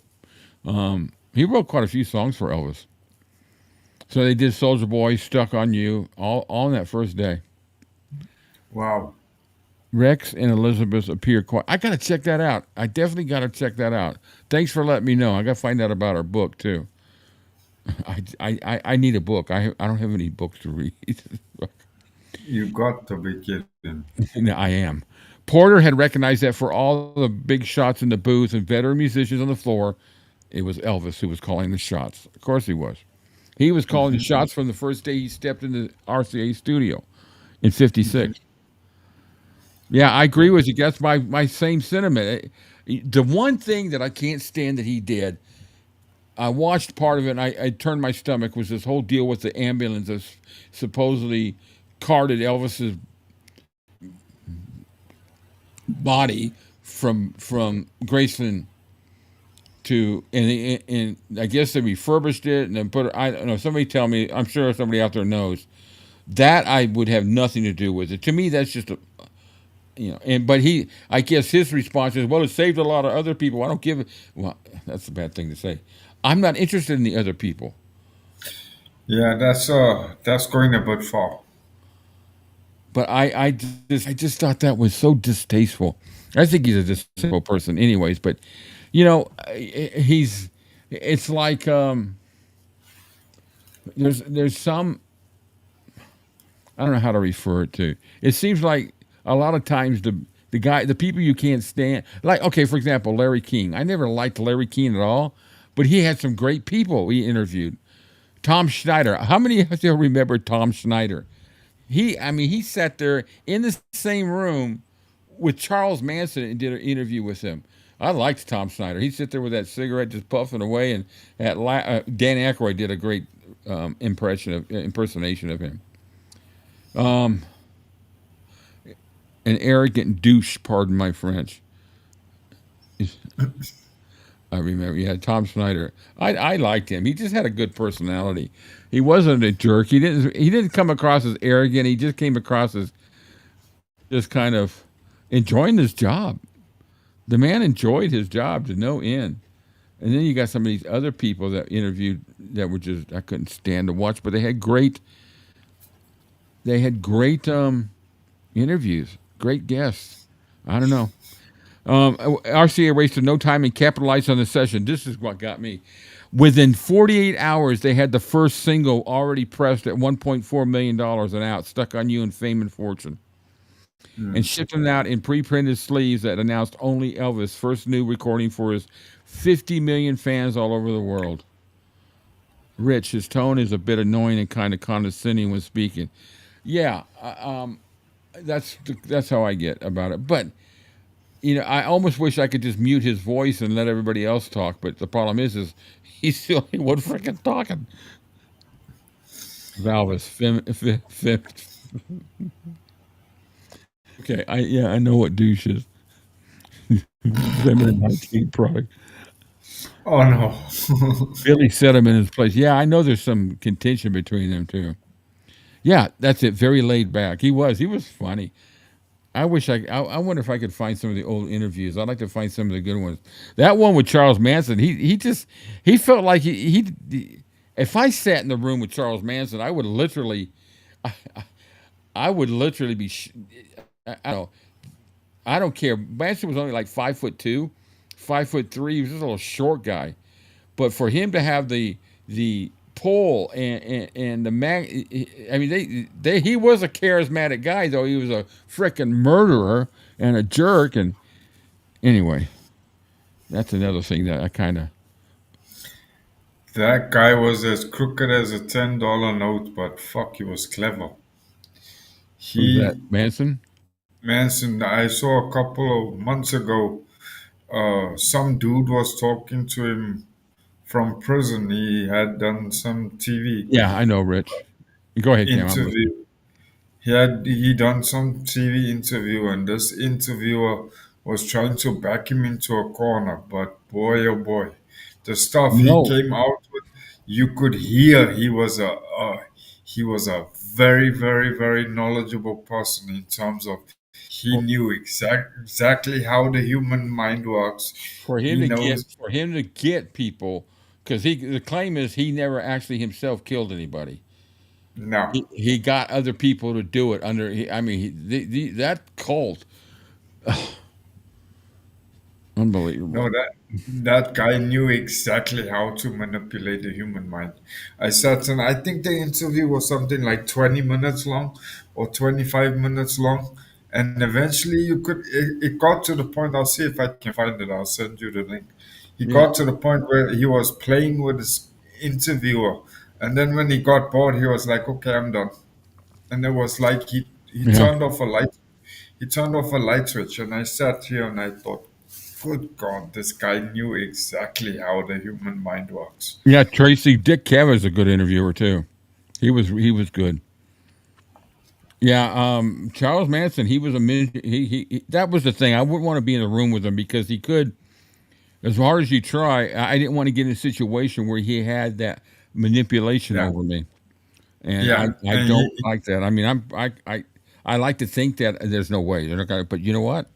That's what a lot of people say. And the next thing you know, they're a bunch of body pieces in garbage bags. You know? yeah, he was like he could totally overpower somebody mentally. Oh no, I It haven't was. seen that sea cat. I'll see if I can. I'll Yeah, see if I find can. that. Yeah, do that. I would love to. I'd love to see that. We're on Manson again.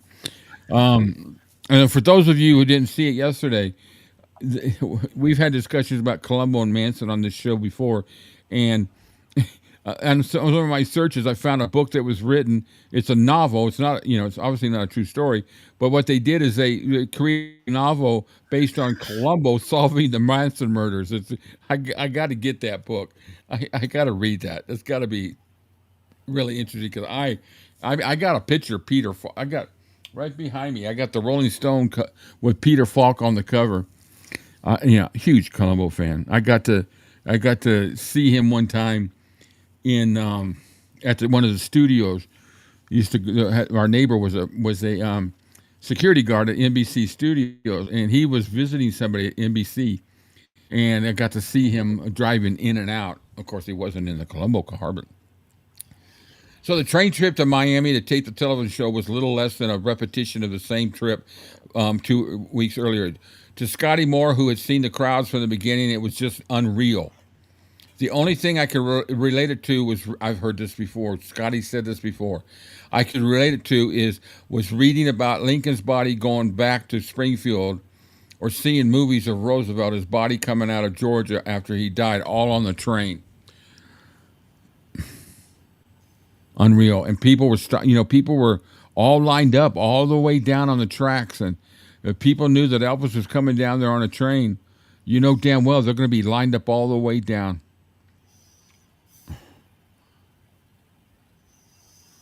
For Columbo alert, yeah. Oh, just one more thing. One more thing. So let's see where we at now. I'm kind of moving along here. Elvis, this is funny. So they're in Miami. Guess who Elvis rooms with? Elvis and Joe shared a 2-room penthouse suite at the Fontainebleau, with everyone else in adjoining rooms and the Colonel just down the hill. You gotta know that's got to be one of his stories. Joe, I roomed. I'm the head of the.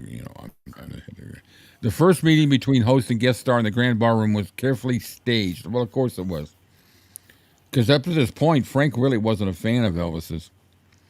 With Elvis dressed jauntily in a beige sports coat and a black fedora, and Frank sturdily cool in a baseball cap and sweater. Sinatra's pal, one of his the Rat Pack buddies, Joey Bishop, requested an autograph for his niece and got word back from the Colonel that there would be a charge of $1. Really? Jeez. While Sammy Davis Jr., who had hung out with Elvis when he first came to Hollywood, greeted his old friend with undisguised and unabashed delight. Yeah, Sammy loved Elvis, man. They were good friends. Elvis spent the week nightclubbing and rehearsing with the guys in constant attendance, but Scotty and DJ and the Jordanaires, the rest of the band, were specifically excluded from all the social activities by order of the Colonel. What a prick. I'm sorry, but that just pisses me off. You can't even let him hang out with them, Yeah, it's like this guy wormed his way into everything. The night of the taping, it was Frank, forced after all to swallow the intemperate criticism of rock and roll to build a show around his principal representative, who appeared the more embarrassed of the two. It was not so much that he had changed his mind about the music. He was at pains to reassure the press, but after all, the kid's been away after 2 years, and I get the feeling he really believes in what he's doing. He was very patronizing at that Yeah, time. you could see Frank was like, you could see he didn't want to do that show at all. Purple green. Deuce, question mark, Venom and stuff. We left that a long time ago. Tracy, how come no photos of his week of night clubbing? Yeah, I'm surprised it wasn't in one of Joe's personal home movies that he had. Val, Columbo was the best. He was like no other. Oh, just one more thing. Bam, you're caught. Yeah, that was that. Yeah, I got a little feature here. I don't even know if I still have it. Here we go. One more thing before I forget. There you go. A little feature there. Good old Columbo. Lily goes, Purple Green, you're catching up. Yeah, and he did the investigation with a glass eye. He's got some good stories. There's an interview with Peter Falk, and I don't know the name of the show. This guy interviews him. It's almost like it's almost like an inside the studio. It's a theatric. This guy who talks to people who've been in the theater and all that. The guy's got a little beard, and it's really a good interview. It's about an hour, and Peter tells some great stories. I mean, he just tells about the eye and some of the things that his stories about that. Yeah, I loved that. Yeah, Matlock was a good show too. I loved Andy Griffith. So let me see. Are You Lonesome Tonight was the only song that Colonel ever asked for. Elvis wound up not really wanting to let. He couldn't. He let me read this. Did I have it covered? Okay, so he's done all the takes, and they've been going through it all. Elvis says, "I can't do it justice." Steve's looking at me and says, "Don't." Elvis wanted to just throw it out. He didn't want to do it. And Steve Scholl said, "Don't you dare! That's a hit, Bill." He pushed the attack back button and said, "The Jordanaires made a mistake, and I'd like to get one good take all the way through." So they did that, and that became the master right up to the final bar. We gotta do an inside with that. See how that is. That'd be pretty cool. But that album, it got panned when it came out a little bit by the critics, and but that album, every song on that album, like a baby, reconsider baby, such a night, are you lonesome, make me know it, soldier boy. I mean, Jesus, every one of them. There's not a bummer in that. There's not a stinker at all. No. With just 2 weeks to go before leaving for Hollywood, Elvis occupied himself mainly with roller skating wars at the Rainbow Roller Dome, touch football games, movie going, and dating Anita. Anita dyed her hair black to match his, and on Easter Sunday, the day before his scheduled departure, they attended the First Assembly of God Church together. Isn't that's where that's the one that burned down, isn't it? The Trig one, isn't that Trig's? Wasn't Uh, that the Trig church that he used to go to? It burned as far as down. I, yeah, as far as I remember, it was East Street Yeah, East Triggs. Yeah, with the Reverend Brewster. it caused. Yeah, that was it. They caused such a commotion that they had to leave the service. Then it was off to Hollywood on another triumphant 3-day whistle stop trip. This time aboard the Southern Pacific Sunset Limited. The party of 11 occupied two private cars at a cost of $2,400. Oh, before I forget, no, it wasn't East Street. I saw a video on YouTube. I can't remember who did it. I think, if memory serves me correctly, it was actually the spy guy that did it. No, there was the First Assembly of God Church was, I think, 3 or 4 blocks up from Graceland. Oh, if you go Tracy says it was the Trig Baptist, but I don't know. What was that video at? Oh man, I got to binge watch the Spa Guy and all these videos. Yeah, if you know what it is, send me the link. Otherwise, he's got so many freaking videos. I don't even want to do a search. So if you got a link, because sounds like a few good videos to watch. Oh, my wife's got to stop giving me a new bottle of wine. I'm gonna have to deal with this one. I'm out. This one I've had for 3 months, and I finally ran out yesterday after the Priscilla thing. geez, 3 months, you waiting to turn into vinegar? Oh, two different churches. Oh, okay. Yeah. All right. I think that sums up where we're at. That's as far as I got. It's still going to start getting, and we're going to meet Bones Howe a little bit. Bones Howe was involved in the '68 special with Bender, but Bones was working with Elvis on several, studios, the studio works. I don't think Bones worked on the soundtracks, if I'm not mistaken. We'll have to find. I'll have to check that out. Um, Rick, Lily's laughing. Yeah, I got to tell you, yesterday was one of the few times that I really got really irritated watching the body language. And we're not supposed to talk about it anymore, but you all know, everyone. If you haven't seen it, watch the replay of our book chat. Well, actually, if you haven't seen them, watch all of our videos. Um, I had some good laughs yesterday. oh, yeah, it was some of the comments. Kirsty goes, "I gotta go. I can't take it anymore." I just started Yeah, laughing. Kathy's like, "I gotta go work out. I'm done." Oh, that was the watch party. And then the watch party was even better because that freaking movie, that documentary we got was just so out of. It was just too funny, really. And Larry Geller was the highlight of it. yeah. Let me get rid of this screen because I want to see well, I don't see myself. I want to see y'all. Yeah, remove that layer. And, and those comments that Brent made, and the I know comment everybody. that Jack. comment Jack was a scream yesterday. Okay. He had me laughing. Okay, go ahead, Cam. I'm gonna put my feet up. Go ahead. I'm gonna. And Rich coming with, and the Academy Award goes to. I tell you what, he had me. Oh, I tell you that comment that Jack had about Thor had me. had me in stitches. I was literally crying with laughter. Now I don't. Has Jack been on been with us before?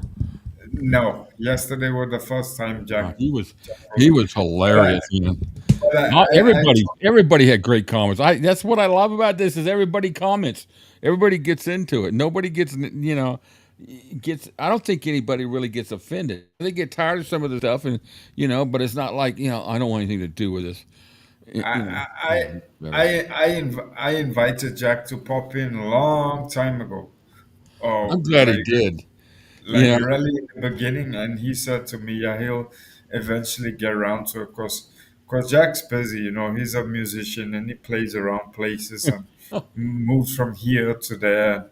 He said to me at one stage, he said, "No, he'll make a turn." And so yesterday when he popped in, I was like, "Hey, the guy remembered."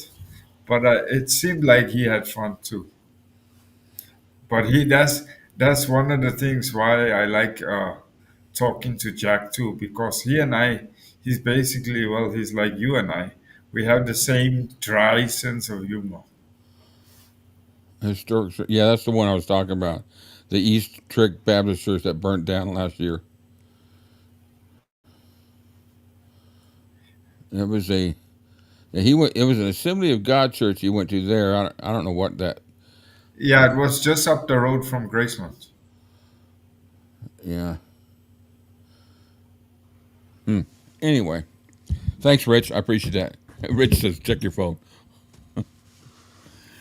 All right. So, anyways, what I wanted to get to was I was laughing so hard because Larry can't say anything unless his arms are moving.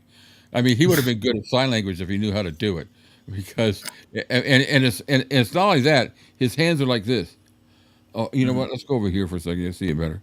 His hands were like this. I can't move that And now. he You know, and and then he, and then he speaks in this real George Klein radio voice. I say it every time. Elvis may have helped Elvis a lot on the spiritual side, and of course with his hair and all that stuff. But Larry Geller is getting the most he can out of his relationship with Elvis. With the stories he tells, and just the worst one, the best one, however you want to put it, is the one when when they close the casket. He's standing there, and just before they close the lid, and he talks just like that. He goes, "I reached in there, and I wanted to be the very last person to touch him, so I touched his forehead." And even before that, when he talks about walking into the room and he realized he didn't have his hair dyed, and it's like he noticed, oh, thank God there was a woman there and she had her makeup, and thank God she gave me her eyeliner, and thank God it was black. I took it and I smeared it in, and I thought, oh my, really? And no matter what you do, that man has got to be on that stage tonight, Yeah, we stood no matter what. toe to toe, and we stood toe to toe, and he stared coldly into my eyes, and he said, "Now you listen to me. Whatever happens, what's most important is that that man is on stage tonight. Nothing else matters. Nothing." Oh my God, I watched Larry Geller too much. Yeah. Lily says, Cam, her hunks pictures behind you are very mesmerizing.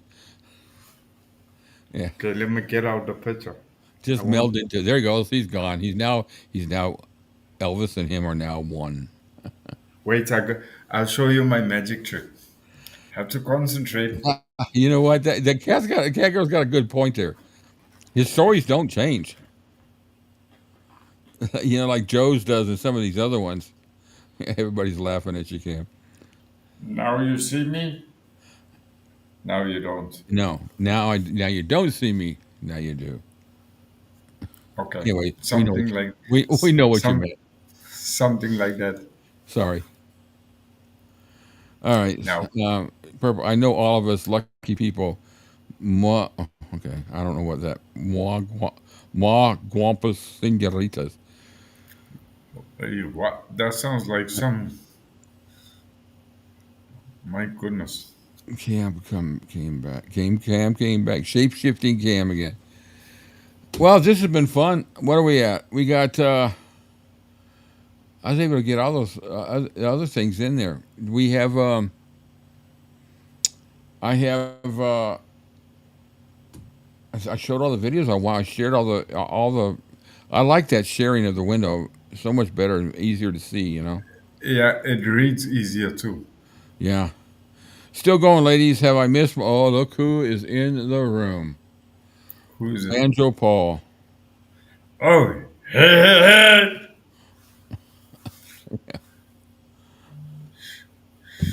All right, we got another comment. Lesley Pilling, you're a star. Oh, so purple green. Are you on a recliner, Cam? I am. No, I'm on a no. recliner. I Hey, wish I was. you got any more tunes for us, Banjo? You got to I pop wish out a I. couple more. I wish I was, cause that's why I keep stretching backwards, cause my back's killing me. So I was playing with my.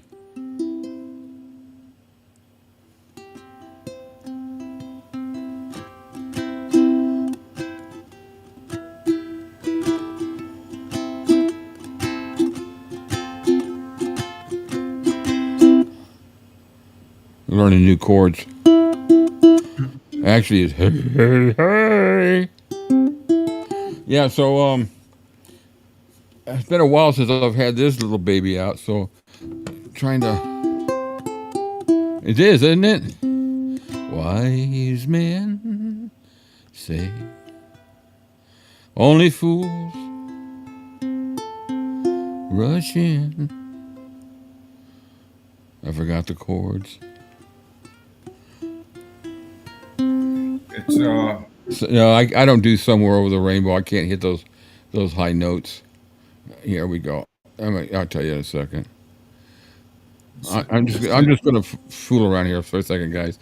Wise men say only fools rush in, but I can't help falling in love with you.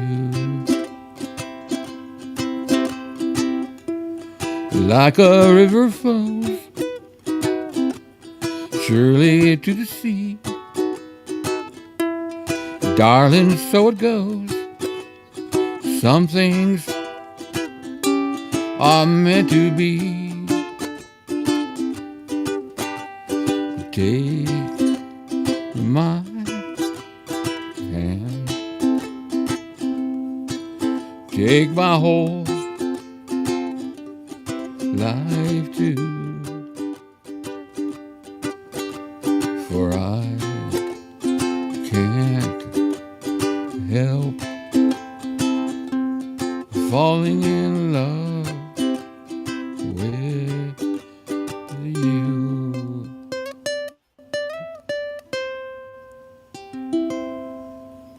All right, sorry about that. okay. Now you have to do Mystery Train Tiger Man. On the ukulele. Yeah.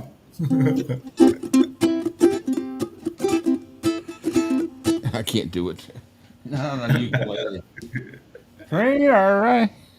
All right, sorry guys. Just had to sitting there staring at me. Lily, down strum and finger pick, up strum too. Yeah, I do it. I had a little bit, just my own feel of it. Felton probably would have had cut Rick off. Cut. Oh, thanks, Yeah. Rich. We need the big ending. I'll have to do that with the guitar one day. I've been messing around with Promised Land. Maybe we'll do Promised Land next week. All right. I think we covered everything. Got as far in Careless Love. A little bit shorter day. We start saying goodbye now, but I don't think it's going to be accurate. Did you want another song? Thought you may have had enough. No, keep sending them. You got a nice voice. Take five. M2WE005, take one. Take one. So okay, so again, we'll review what's going on with our with the shows. What we got set in is, first of all, we got Inside the Studio with Elvis every Saturday at 2 o'clock. We're up to episode. We did episode 25 yesterday. Great songs. Rich was with us. It was a great time to have our brother from another mother with us. Yeah, And that was fun. and you got to watch it. It's a very emotional episode for us. We think it's Cam and I feel it's the best episode It's for the us. best one. Yeah, It even pops the Burning Love yeah. episode for me. When if I can dream was, and we do if I can dream, and there's always me in acapella too. And but we kick it off with a good rock in Memphis, Tennessee. So check it out on the replay. We had a lot of fun. We got some requests. Excuse me, that I got about 6 requests. Some new ones. A couple of them I can't do because I don't have the take. So I'll let you know that. But I told you lately I love you. And there was a couple other. Let me see. Let me see. I got them right here. Song requests. I actually Hey, wrote. Rich, what was that suggestion you made last night in the chat? You made a good suggestion for another Inside the Yeah, Studio. he did, didn't he? Can you remember what the suggestion was? I don't even know where I put my song requests. I put them in another folder. Streaming? No, not in streaming. Oh, here Because we I thought the suggestion Rich made last night in the chat would go well with Farther Along. Farther. Oh yeah. I'll have to write that down. So, anyways, we'll be back to American Sound next week, but we'll also throw in some of the requests. One of the requests, we add those each week, and the week after that, we got another special guest Oh, from so afar. sorry. I remember now. It was Down in the Alley. Oh yeah, Down in the Alley. That would be a good one. Janie, Janie, Janie, Janie, Janie. Yeah, the Loving Arms one was good too. But yeah, check it out if you didn't get to see yesterday. It was a good one. Good stuff. Hit one if you want Rick sing another song. Oh Jesus, man. I'm laid back now. I don't know. I have to get in the fetal position like Elvis. The Elvis effect. Yeah, we were. Hey, man. Hey, Ron. I don't know if that's Ron or if it's Dave, but hello. Yeah, I don't know. You may not be late. When we start saying goodbye, it usually takes about an hour. But this is we featured one of their reactions. This is the grandfather and grandson that do reactions to Elvis, and Oh, yeah? we featured one of his songs. It has nothing. Let me make this very perfectly clear. We featured one of their reactions, and it was just can't help but believing. Just can't help believing, and I had a gut feeling because that's the way it is. Some of those get blocked. So we started that thing, and it was the first time I've ever been kicked off the air. And I need to make very clear to them it has nothing to do with them. So it was, but if you haven't seen, they got a great, they do great reactions to, and they do lives every once in a while too. So check them out. The Elvis Effect, they're really great. Yeah, I know. But yeah, check them out. I'll put the link down in the description down below. Banjo Paul was listening earlier to the studio as due to time. It's hard to listen live. I listen as I do my exercise. Nearly dropped a weight on my foot last week after you made me laugh. Do you know what's happening with what's his name? I forget his name now. But he did a show with us. He started a channel also doing reaction videos. Oh, I haven't Sir Nicholas. yes. Yeah, I haven't he's still out there. He does a lot of course, he doesn't do just Elvis. He does Led Zeppelin. Okay, I watch him all the time. I haven't Watch him. I most of the time when I watch the reactions, I'm doing something else, so I don't really get a chance to I don't comment as often. The only time I'll comment is I'm sitting at the computer and sitting there at it and watching it. But he still does some great action reactions to Led Zeppelin and other people, and he does an Elvis song every once in a while. So he's doing very well. He's got it's these channels that make it. There's so much garbage out there, and these are the genuine, non-fake reactions. You see these people that, oh my God, you see the thumbnails where they got their mouth is like gaped wide open, like, oh my God, it's ridiculous. I can't stand it. But channels like Dave and Ron's, and they got some great ones. They do a gospel one on Sundays too. But you got to. I appreciate you guys stopping by. This is really cool. No, you guys are welcome. Cat. Yeah, some of you guys know him. You've been listening for. That could be bad. Whose book was that? I think Cam, Rick and Cam should do an acoustic duet of "I Just Can't Help Believing." Yeah, we're working on trying to do some intercontinental recording. So I downloaded some software that'll do away with some of the latency problems. Yeah, but now to add insult to injury, I got some hardware issues, and Yeah. I need to sort out getting a new laptop before I invest any mo- any cash on that hardware, because that hardware is I'm going to need a laptop that's really sound. Otherwise, I'm going to have endless issues. But I'm walking to it. Here you go, banjo. Let me see if I can do this right.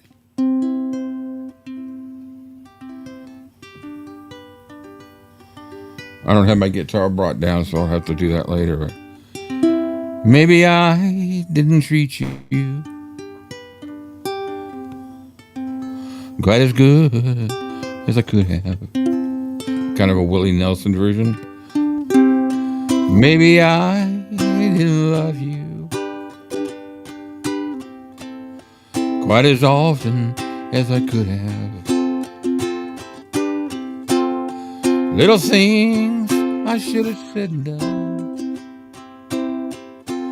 I just never took the time.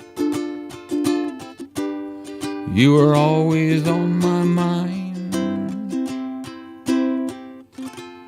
You were always on my mind. Rather rough, but it's fun. I'm trying to get used to the ukulele. First time I started playing was about 2 years ago because, let me get rid of this right here. Get that out of the way. First time I started playing it was 2 years ago when I lost the feeling in these two fingers because I fell down a flight of steps. So haven't really got them all back. So it's really hard to finger a guitar sometimes, especially steel strings. So I play mostly folk guitar now, but I'm getting it back. We waving at you too, Elvis. Thanks, guys.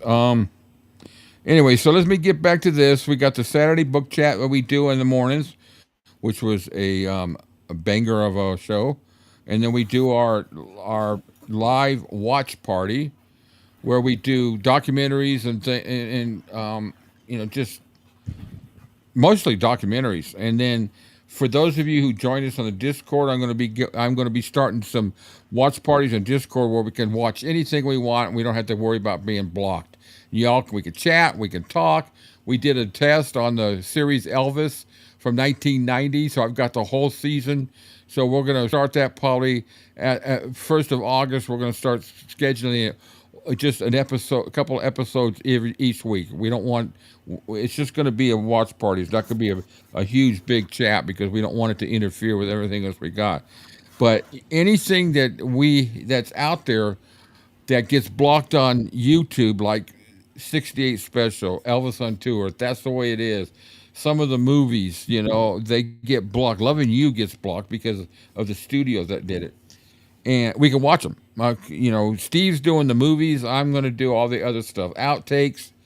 I got all the outtakes from 68 Special. And so we're going to be doing that. But that's what we got going. Cam and I are having a blast doing it. We look forward to all this with you guys. Got baritone ukulele too, which I love in concert. Yeah. Let's see. Let's get back to comments, and I guess we'll start. Yeah, it's right. It's hard to get anything on YouTube. I don't monetize. I'm more about the Elvis thing. And there's some people out there that monetize and they won't even play. They do Elvis which is fine. I have no complaints about it. But there's no way we could ever do inside the studio and expect to be monetized. So we're working on a merchandising thing with what we do. We've had issues with the one company that they're in the process of changing distributors and all that. So there's been some issues with them, and I'm looking at some other things to create some carry on with what we're doing. And don't forget about our Blue Moon Radio. Let me get that.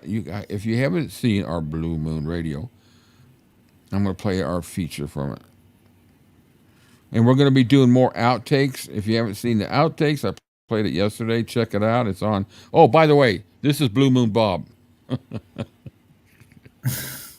Oh, my soul. That's created by ChatGPT. I was laughing my ass off on that one. Let's see. We got. What was I looking for now? The promo. Which one? Blue Moon Radio. Sucks getting old, doesn't it? Oh, you wouldn't know, would you? There's the outtakes. I had fun with that. Okay, where's Blue Moon Radio? Jeez, man. There it is. All right, so this is... Welcome to Blue Moon Radio on the Live 365 format. You can listen by computer or app. All Elvis, all the time. Every studio recording, movie soundtrack, and live album released from 1954 to 1977. Live broadcasts and special broadcast of rare albums. 24/7, 365 days a year. All free and no ads ever. Elvis will always be at your fingertips, in your car, and even better, in your bedroom with Blue Moon Radio. Who can ask for more? Did I say it's free? Start listening today. Now check it out. You got to no song doubles up. Well, if a song's off on a couple different albums, it'll play twice, but it'll never play the same track twice within a 6-hour period. So you can have Elvis 24/7 on the radio, on your your computer, on your iPhone, Android, whatever. Listen all the time in my bedroom too. Helps me sleep. So I got some stuff coming up with that. I've kind of let the web page kind of be idle for a little bit, so I'm gonna get back and doing that. We got pretty soon in the next Dee Presley. Oh my God, Dee Presley. I can't stand that woman. She just anyway. In the next week or two, we're gonna have a couple features. I gotta talk to Lesley. I want to talk to her about some of her commissions, but. On the webpage, I'm going to devote a page to Lesley's commissions, and then there's a young lady that does she calls Rising Sun jewelry, all based on Elvis. So I want to talk to her, see if she's I know she's interested in maybe featuring some stuff. So anyway, it's all about Elvis, all about Elvis. That's all it is. No drama, no hate, no nothing. And like we said yesterday, we love you guys, man. You guys are the king, are the kings. Vernon's wife ditto deeper. Listen all the time in the bedroom. Yes, like I said, even better in the bedroom with Elvis. Oh, thanks, Janet. Let's see. What have we not covered, Cam, before we move on? Oh, you know what? Let me. If you look, I added this up here too. So down and below in the description, I don't know if it's in there yet. If you join our Discord server, it's free, and you can join us when we do the watch-alongs with the different, whatever we're going to show, and then it's a great interaction thing. It's better than Facebook because you don't have all the ads and stuff like that. You don't get all the algorithms where they're popping up with all this garbage, and you share things. And there's all kinds of different. You check out Brent's page if you haven't done that. He's got a great Discord. And so I've just started a few weeks ago, and I've got like 30 people already in there, which it's not a huge lot, but it's more than I expected at the beginning. So the links down below, there's the scanners right there's the scans right there too, but I don't know if they're big enough. The one in the middle is for our WhatsApp, which is the way you can communicate. You can call into the show through the WhatsApp. You can call us direct, or you can call with the Google number if you're in the States. Some people who don't have all-inclusive data outside of the States, you might get international charges, but your best bet is the WhatsApp. It's all free all the time, 24/7. So you guys, people call in every once in a while. We have some nice little chats and talk about the show and what's going on.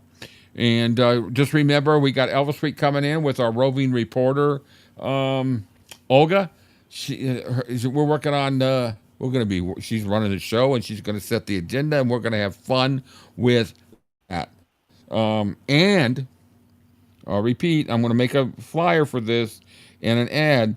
We are going to go live August 6th, midnight, which is August 5th, August 6th, when they release Peter Guralnick's book on the Colonel.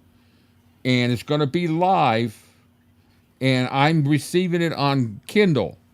So we're going to go live, and we're just going to peruse through it, take a look at the book, try to find some highlights, and just talk about it, because there's supposed to be a whole lot of new information in this book, stuff that we've never heard before. I want to kind of look at some of the resources. You guys tell me what you want to do. So I'm psyched about that. That's going to be cool. And it's going to be the same night we do our watch parties. So that night won't be a watch party, except for we'll be watching the Kindle book. And I'll be displaying it the same way I just did it with a Careless Love. So I can't read the book because I'll get copyrighted, but we're allowed to review it and take a look at it. I'm getting the Audible too. So after we do the live, I'm going to go ahead and try to catch up on the book, because that's the last book we cover on the Colonel. The Colonel will be put on the shelf, and we'll just talk about him now and then. Then we'll pull the book down when Priscilla releases her book, which I had argued, and I argued with myself internally, saying I'm never going to get the book, but I think I need to get the book, and I'm going to read Elvis and Me before it comes out. I'm going to reread Lisa's book, because this book by Priscilla, I swear on my, I don't know. I just swear that it's a rebuttal to Lisa's book. And then I want to look at the differences. I want to see what she says. Like with yesterday when we were watching the interview, in 20 minutes, I don't know how much crap we heard from her. And which bold-faced lies. And the one that turned my stomach is that Lisa was with her when Elvis died. And I was done. Everyone else was done. So anyway, and then that's done. Priscilla will be on the shelf, and she'll never be a main topic in any of our shows after that. And then we're just back to normal routine. We'll get back to some other books, some cool books, and whatever you guys want to go over. And yeah, you're right. Priscilla's reading here. She has got a new book coming out. Softly as it's sickening. It's Softly as I Leave You. Wonder where she got that title. And she's standing in front of. I'm going to show you the cover. She's standing in front of Graceland, and it's supposed to be her difficult trials since she left Graceland and left that. Okay, where's this freaking thing? Check out Renee's channel too. Check out Rich's.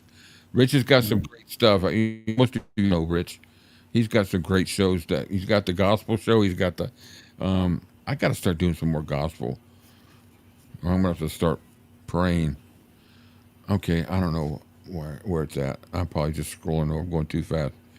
But anyway, she's got a new book coming out. Yep, she announced it not long after Lisa Marie's book came out.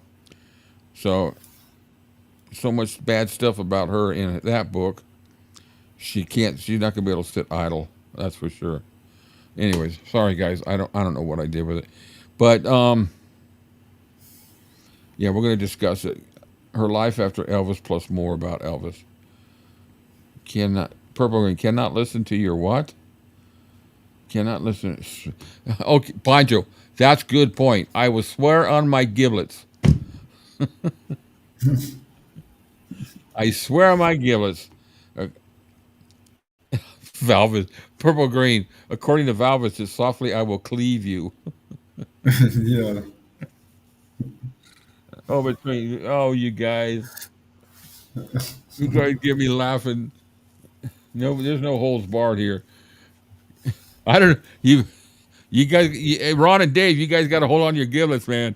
On when you come here, man, there's no holds barred, but there's no drama. I'll be at the Waffle House when her book comes out. Hey, hey, hey. Yeah, she's already started rebutting Leaf. Oh, jeez. God. And that's another thing I enjoy about this.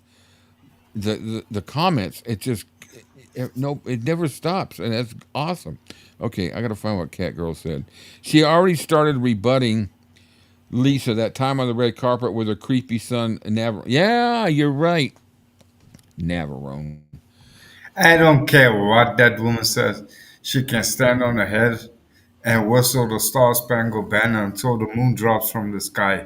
She will never ever refute what Lisa said. Never ever. Yeah.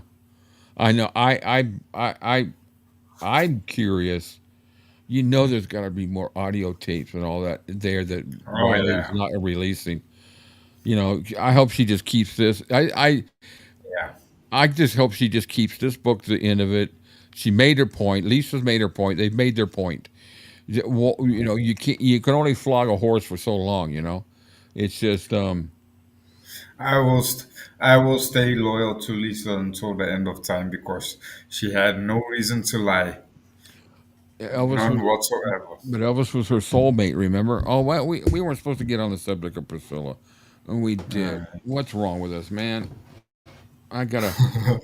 Geez, I need a cup of coffee. That's coffee porn. I'm not.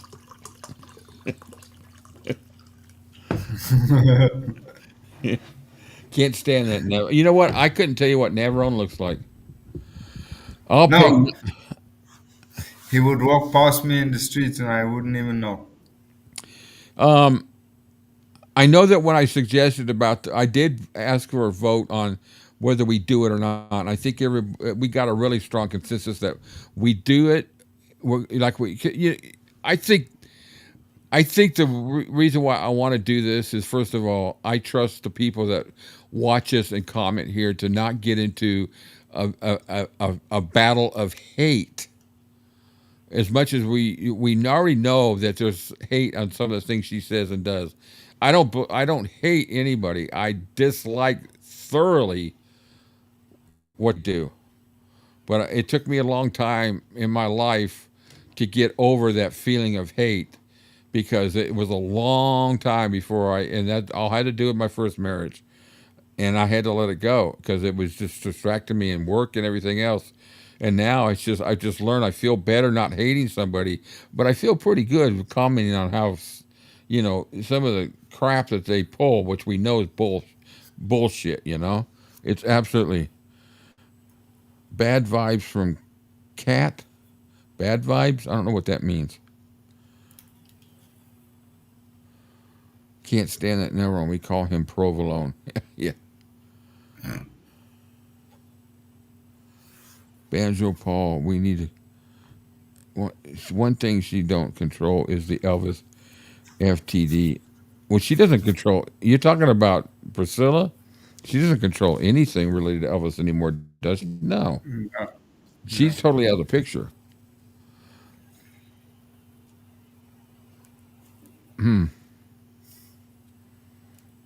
Never on prolong. I'll have to look up his picture and see, but I'm not. I just, Lisa and them didn't get along, did they? He had a strong jealousy, just from what I've read. You know, she was the, but find it hard. It's like we talked about yesterday. There are no, that comment she made. I played it earlier where Jerry disputes what she said about Elvis in that interview about him not being very good with kids when Lisa was there. And she made that comment about it. But you know what? She's the least maternal mother I've seen in this. I've seen worse, but that I've seen that's such in the public eye outside of Joan Crawford. You know, Yeah. because she knew what was going on. That book, I've told you guys before, and I'm sorry when I repeat this stuff, but it hits me. I was laying in the hospital when that book came out at midnight. I sat there waiting and waiting for that book to come out, and I started reading it. And the nurse came in like about 2 hours later, 3 hours later, and whatever. I was pretty close to 2/3 the way of the book, and or maybe not quite as far, 2 or 3. Anyway, the nurse come in to take my blood pressure later into the morning, and I was laying there, and I actually had tears in my eyes because it got to the part, with her and Benjamin, and that just tore me up, and it just it's disgusting. But I believe everything in that book, everything. Yeah, as I said before, Lisa had no reason to lie. No, she don't get any profits from FCD.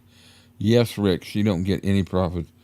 Yeah, she don't get profits from anything related to Elvis. She don't get profits from nothing now. The only profit she gets now is when she goes on these tours and talks about Elvis on her book tour. That's She's what charging $200 for is it an autograph picture. for an autographed picture of her at these Comic Cons? That's what came out. Oh, really? Seriously? Elvis would have never charged for an autograph or a picture or anything Hell in his no. entire life ever. Hell no. Oh, I went to the virtual one. What'd you think of it, Cat Girl? It was the one I saw on virtual was an interview with a friend of hers, and I kind of wish it'd been an interview with somebody she didn't know. I think it would have been a little more of an interview instead of chatting with some friends. But I think Riley presents herself very well. Yeah, she's so bad with money.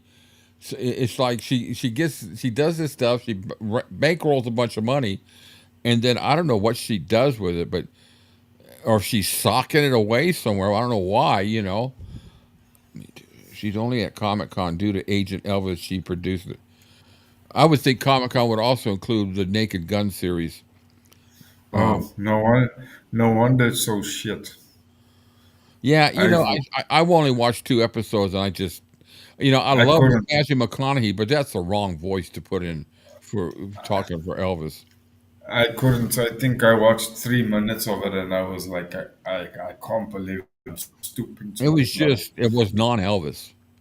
Elvis No. would have never spoke or talked that way, and have scatter a horny monkey running around. Jeez, come on. Linda Thompson sold out Elvis Week for 1K. Sold out Elvis Week. It was excellent, except that the interviewer was Gail, who hardly knew anything. Riley had to keep correcting her, and any fan knew more than. I'm sorry, that name just. That and Oprah Winfrey. Oprah. I used to watch Oprah back when she was non-political. And I just wish people would not get that way especially on talk shows. And you can have a car, and you get a car, and you get a car, and you get a car, only if you vote for this person or this person or this person. Gayle King got the interview because, yep, there you go. Priscilla probably is giving some of her money to, of course, Tom Cruise gives money, John Travolta, all of those. I'm glad Riley got away from that. But isn't her father still involved with it? Isn't Danny still involved with Scientology? I don't know, actually. I'm sure somebody out there knows. That was an embarrassment. I was kind of excited about it. I thought it was going to be cool. But when I heard Matthew McConaughey was going to do the voice, I just thought, wait a minute. I think it would have been better if they got Danny DeVito. It's expensive to cross that bridge. Meet and greet with Linda at Graceland, Rick. One case sold out. Well, I know there's some special things with Linda, but I don't think everything that she's doing is $1,000. I know there's some special things where you can sit more personally. You can sit and have I don't know if it's a dinner or drinks or something. I watched Oprah way back in the day, but now yeah, I'm the same way. And Gail King, the only reason why she's got a job is I think because Because of Oprah. because of Oprah. But Oprah. Anyway, I do have an Oprah story. Working in the hotel industry, I worked for Ritz Carlton for a long time. I was involved with pre-opening, so I got to go to. I lived in Aspen for a year, and we pre-opened in '92 in Barcelona, and I spent some time opening one in Australia, and then I opened one in Hawaii. So when I got tired of moving around and doing all that, I came back to Atlanta, and I just worked at the one downtown Atlanta, and so I was just doing general engineering work. I didn't want. I wanted to get out of the management and just relax. I hadn't seen my daughter in a long time, and wanted to spend some time with that. So, anyways, one evening I was working second shift, and I'm coming around. I got a call on the radio said, can you come down to the front desk? And so I said, yeah, I'll be right there. So I come around the corner of the grand staircase, and it kind of curves a little bit. And as I'm coming around the corner, I look down and I see Oprah Winfrey standing there with her two little little rat dogs. They were just little yippy yappy dogs. So I come around the corner. What I was going down there had nothing to do with her. But dumbass I am, I come around the corner, instead of watching what I was doing, I look down, I see Oprah Winfrey, and I go, oh, that's Oprah. I missed the step, and I tumbled all the way down the fucking stairs and landed right in front of her. Oh no. So I can tell you right now, Oprah Winfrey will remember me for the rest of her life because I landed right in front of her. And I came that close to landing on one of those little rat dogs. And I get up and I sprained my ankle really. It swelled up. They had to cut the shoe off of me. So I missed work for like a week. And it was so freaking embarrassing. The only thing I could think of was just I had such. I always got myself in situations like that. You guys remember the movie Steel Magnolias with I think it was Julia Roberts and Dolly Parton, and it was really a good movie. But they did a premiere in Atlanta with some of the stars that came out. I know Dolly was there. I don't know if Julia was there. But anyway, I worked in engineering. This was before I got into the moving around. And my boss and we got a report. We were working that night to make sure everything went fine because the big ballroom was they were holding an after party. So we got a report on the second floor was the hot tub, the pool. Well, the hot tub started leaking. It started leaking down through the floor and started landing right in front of the main entrance. And this is an hour before everybody's supposed to come in there. So him and I go up there, and evidently this had been leaking a long time. And so we got the ladder, and I get up there, and then he comes up behind me, and I'm behind there, and then one of the pipes was leaking. So I'm standing there with a torch, sweating this pipe back on, trying to get it to stop leaking, drying it off. We're trying to get this thing done. Well, what we didn't realize is it had been leaking so long that the floor below me was rotting. Oh. So it's 10 minutes before this thing's supposed to go on, or 15, 20 minutes before. All of a sudden, we felt the floor go boom. The little stench. It kind of bumped a little bit. So Tommy goes, "Uh-oh," just like that. And he was below me. All of a sudden, the thing gave way. And somebody had been just sticking buckets up there to catch the water. We fired that guy, but and he'd go up there every once in a while and change the bucket because he didn't want to have to fool with fixing it. Well, it was rotting away. So we fall, it's 2 floors. We land right in front of the main entrance. He lands first. The ceiling comes falling down on him. I land on top of him. Fortunately, neither one of us got hurt or killed, but we're standing there, and there's the TV media. Oh, my. With cameras going. Well, they turned them on. So the general manager comes around the corner, He looks at it, he goes, "You guys all right? Yeah. You going to be able to get that ceiling fixed in the next 15 minutes?" 11 o'clock that night, I was sitting there watching, and there it was on the news, videotaping us laying on the floor. And we had an event tonight at the event, as two engineers fell through the ceiling and landed right in front of the main entrance. I wish I could get a video of that. I get myself in the worst shit. I saw her on Fox News staying free P. Diddy. I don't even want to get involved with that stuff. Okay, I'm going to try to catch up with the comments, and I guess it'd be about time to roll. One way to get on, yeah, there's one way to get on TV. Yeah, we were really lucky. The only thing that happened was that I kind of sprung my thumb on my index finger. You know how to make it? Yeah, I do.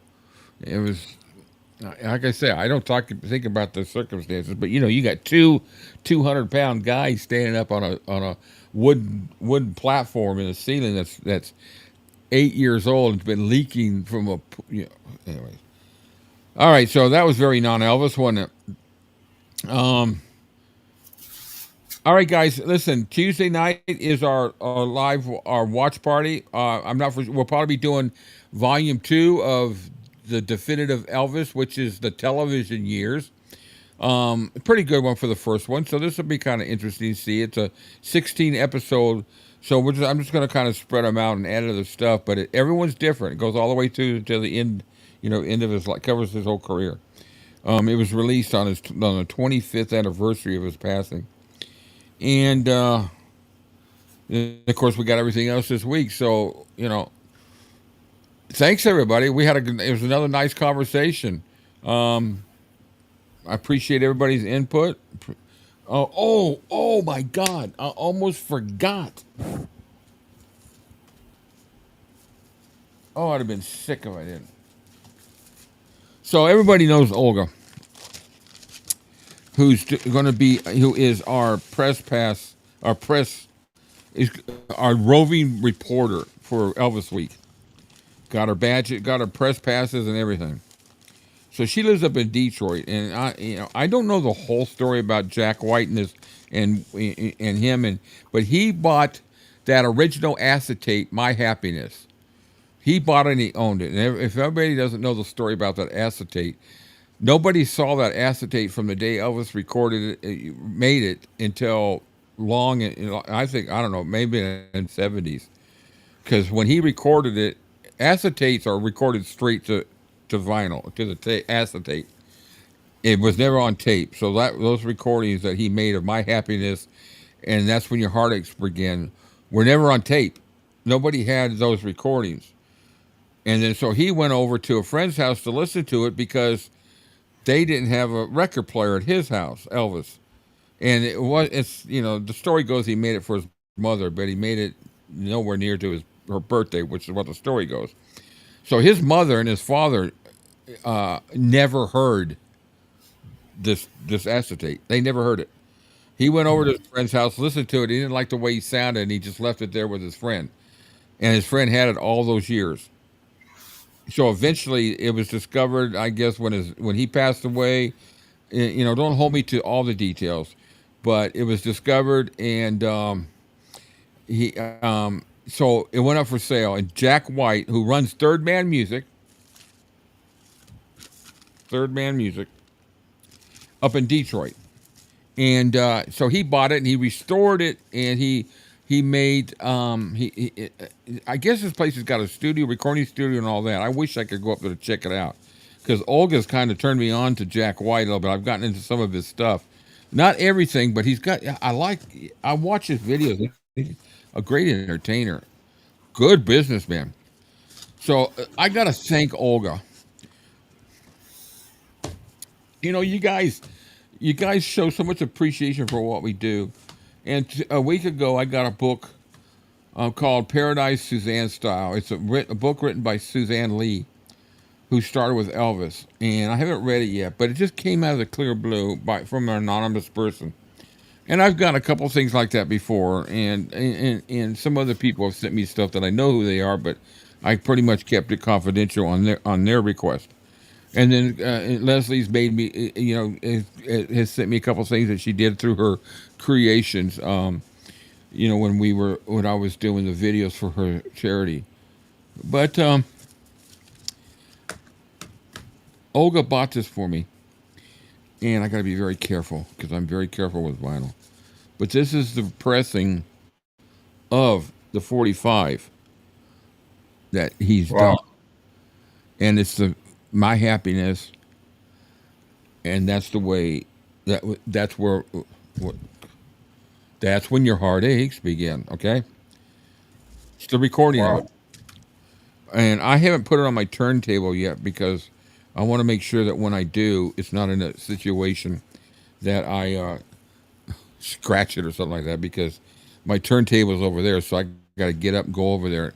But not only did she buy me one,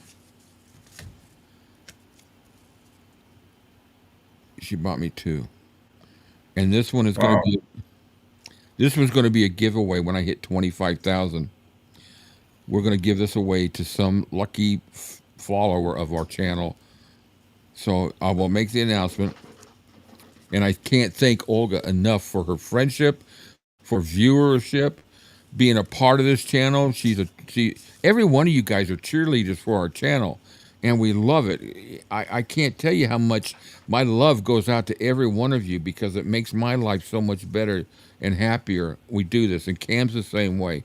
Everybody knows, Cam's story and our story, and also too up in the left corner there is I meant to get to this when we were talking earlier.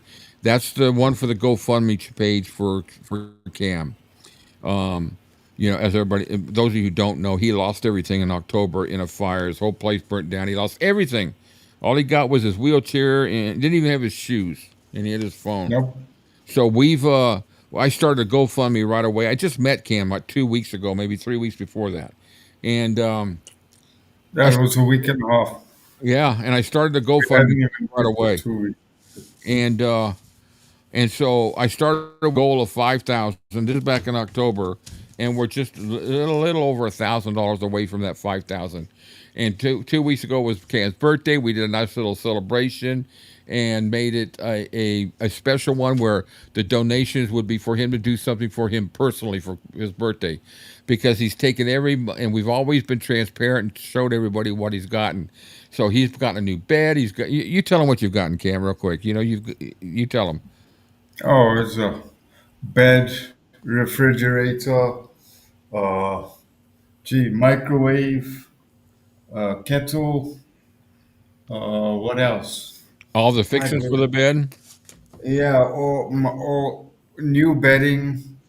Uh, there's so much I can't even remember it all. Yeah. And I'm so happy to see that, and you guys are so loving to do this, Cam is such a special part of my life and a special part of this show, and he has taken helped, even with Rich too, and Rich, and we still have collaborations with Rich. He was part of our Inside the Studio yesterday, and between him and I and Cam, we've turned the format of what we do into this, and you guys seem to be really enjoying it, and that just makes our heart. So what we're going to do is I'm about 400 subscribers away from hitting 25,000. I have fortunately, I'm just shocked with it. Let me see. Do I still have it on here? Yeah, I'm going to show this. So this is just take a second. I screenshot this because I got a way to tell. It tells me all the stats for my channel. I'm at 24,628 as of yesterday. I've gained 1,000 subscribers in the last 28 days. And a lot of that has to do with the new shorts I've been putting out and all the different videos, and that's helping. That gets a lot of viewership. I had one short that hit 260,000 views. I just put it out 6 weeks ago. So that generates viewers and some new subscribers, and I've noticed a lot of new names in this, and I'm hoping that they're enjoying what they're seeing because we're relaxed. We don't script anything here. It's just a chat, and we talk about everything. We talk about Columbo and Charles Manson and Tom Snyder and Oprah Winfrey and Priscilla sometimes.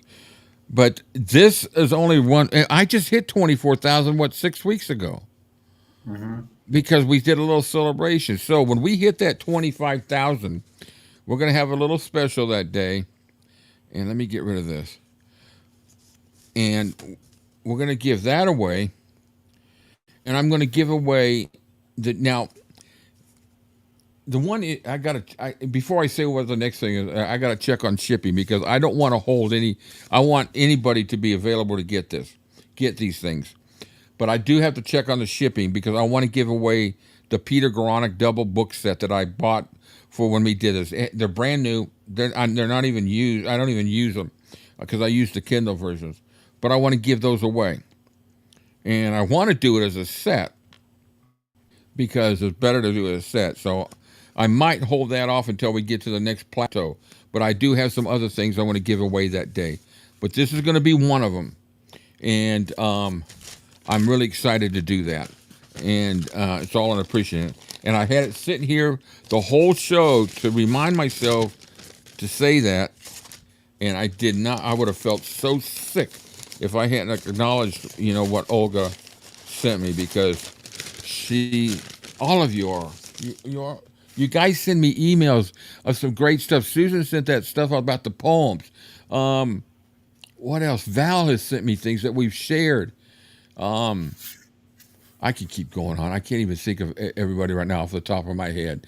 And I appreciate and I tell everybody, you're welcome to email me. You're welcome to call me. There's 3 or 4 people that I talk to. It's not like every day or every week, but anybody's welcome to give me a call and chat about Elvis or whatever. And if I can't take the phone that call, just text me and say, who, because if I don't recognize the number, a lot of times I don't answer. So leave a text. It's better than that than leaving a message, because sometimes I don't even listen to the messages. But the text I get right away. And I'll reply to you and say, give me a few minutes, I'll call you back, or, we'll set up a time. And, but the emails, I love getting emails from you guys. And you guys send me links. And same thing in WhatsApp and the Discord. You guys send me, like Lori Beard sent me the information about Taylor Swift. That got me started in checking that out. And then we're a family. Yeah, just for the new guys that are here, this GoFundMe money, like Rick said 8 months ago, I rolled out with my wheelchair and my cell phone and the pants I had on.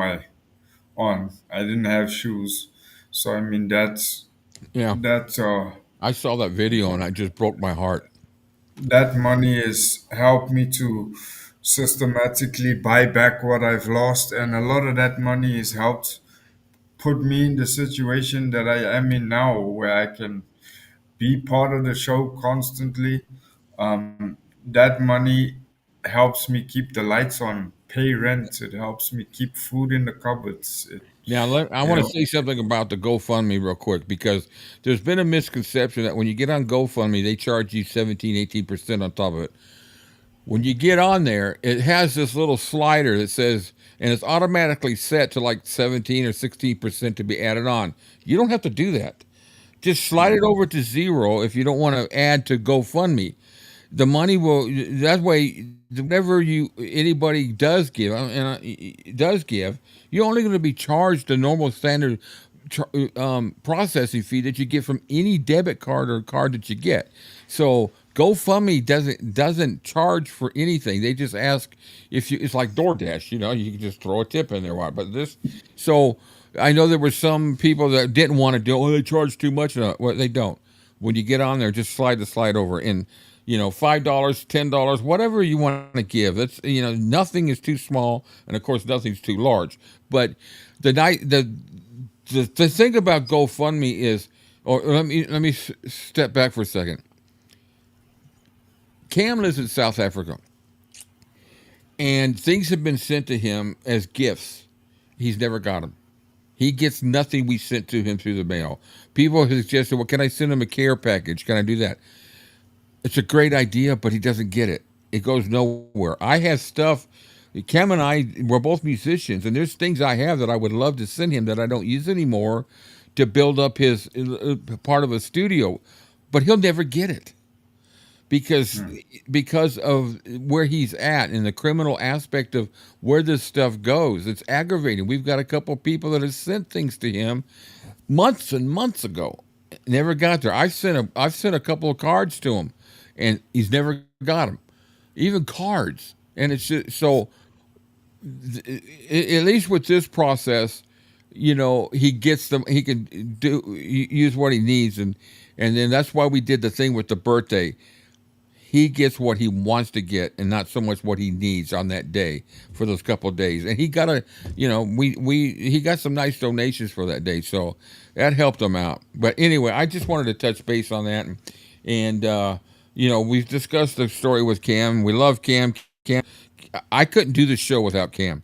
I don't know if you guys were watching yesterday morning when I started the show, and he had a rough night or something. His back was hurting, so he took a pain pill, and he overslept. And I started the show, and I've been doing this for a while. And I'm like, okay, I don't know what to do because we play up, And I'm just like, I kept looking to, come on, Cam. When he popped in, I was just like, oh my God, thank God he's here. I don't know what I'm gonna do. So we love it.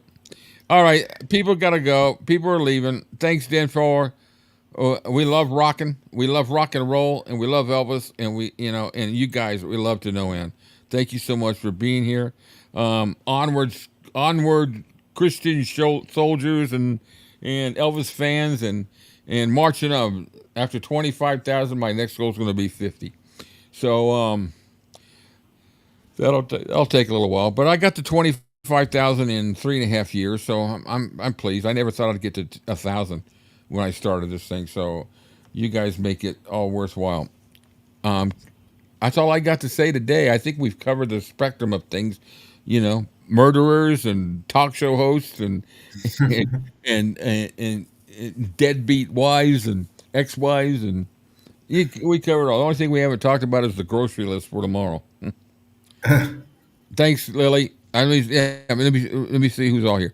Lily, goodbye. Thanks. CCAT, Susan, Lily, Janet. Thank you. So glad to see you here. I guess she had to leave, but I'm so glad to see you here. She's one of our new ones. Then for you, always, Lori, Lily, CCAT. I know I'm repeating some names. Susan, Kirsty, Susan, Rich, Kirsty. Yeah, Leslie was on board with us. Leslie. Ron and Dave, thank you so much for joining us. I'm glad you guys were here.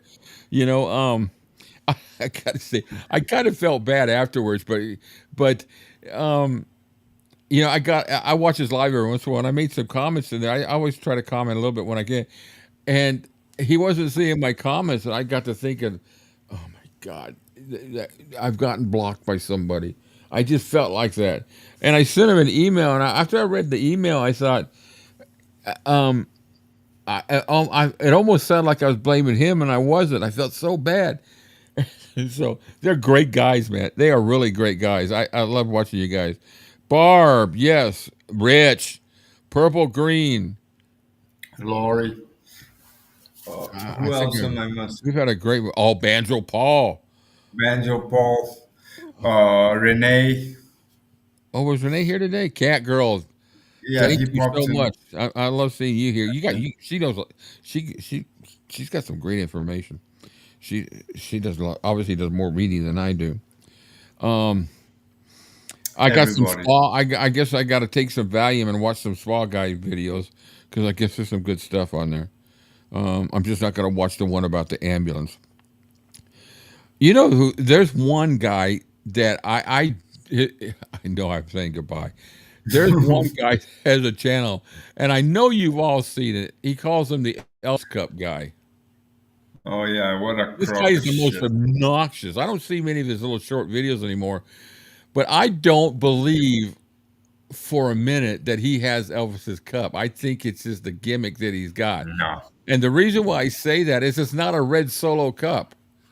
No. Or what was it? It was usually branded like Pepsi Cola or Coca-Cola because they would use the stadium's cups. Yeah. You know, it's just And It's I just a just, yeah. I think he standard was old digging, styrofoam cup. I think he was digging in the trash outside. Like, ooh, look! I bet you Elvis, drank out of this one. So anyway, it's a gimmick. Some people go out there and gimmicks, but I don't believe for a minute.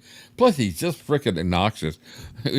He does I shouldn't say that. I shouldn't go on about another channel. He's got a lot of stuff. He does well he's got a good following. More power to him. Some of them are just so funny out there. Some of these, I watch them just and maybe that's the stick. Maybe that's the, stick about it all. And, more power to him. Rich, thank you. All right, guys. Adios, muchachos. Till we meet again, TCB. Love you guys. We'll see you real soon. Bye.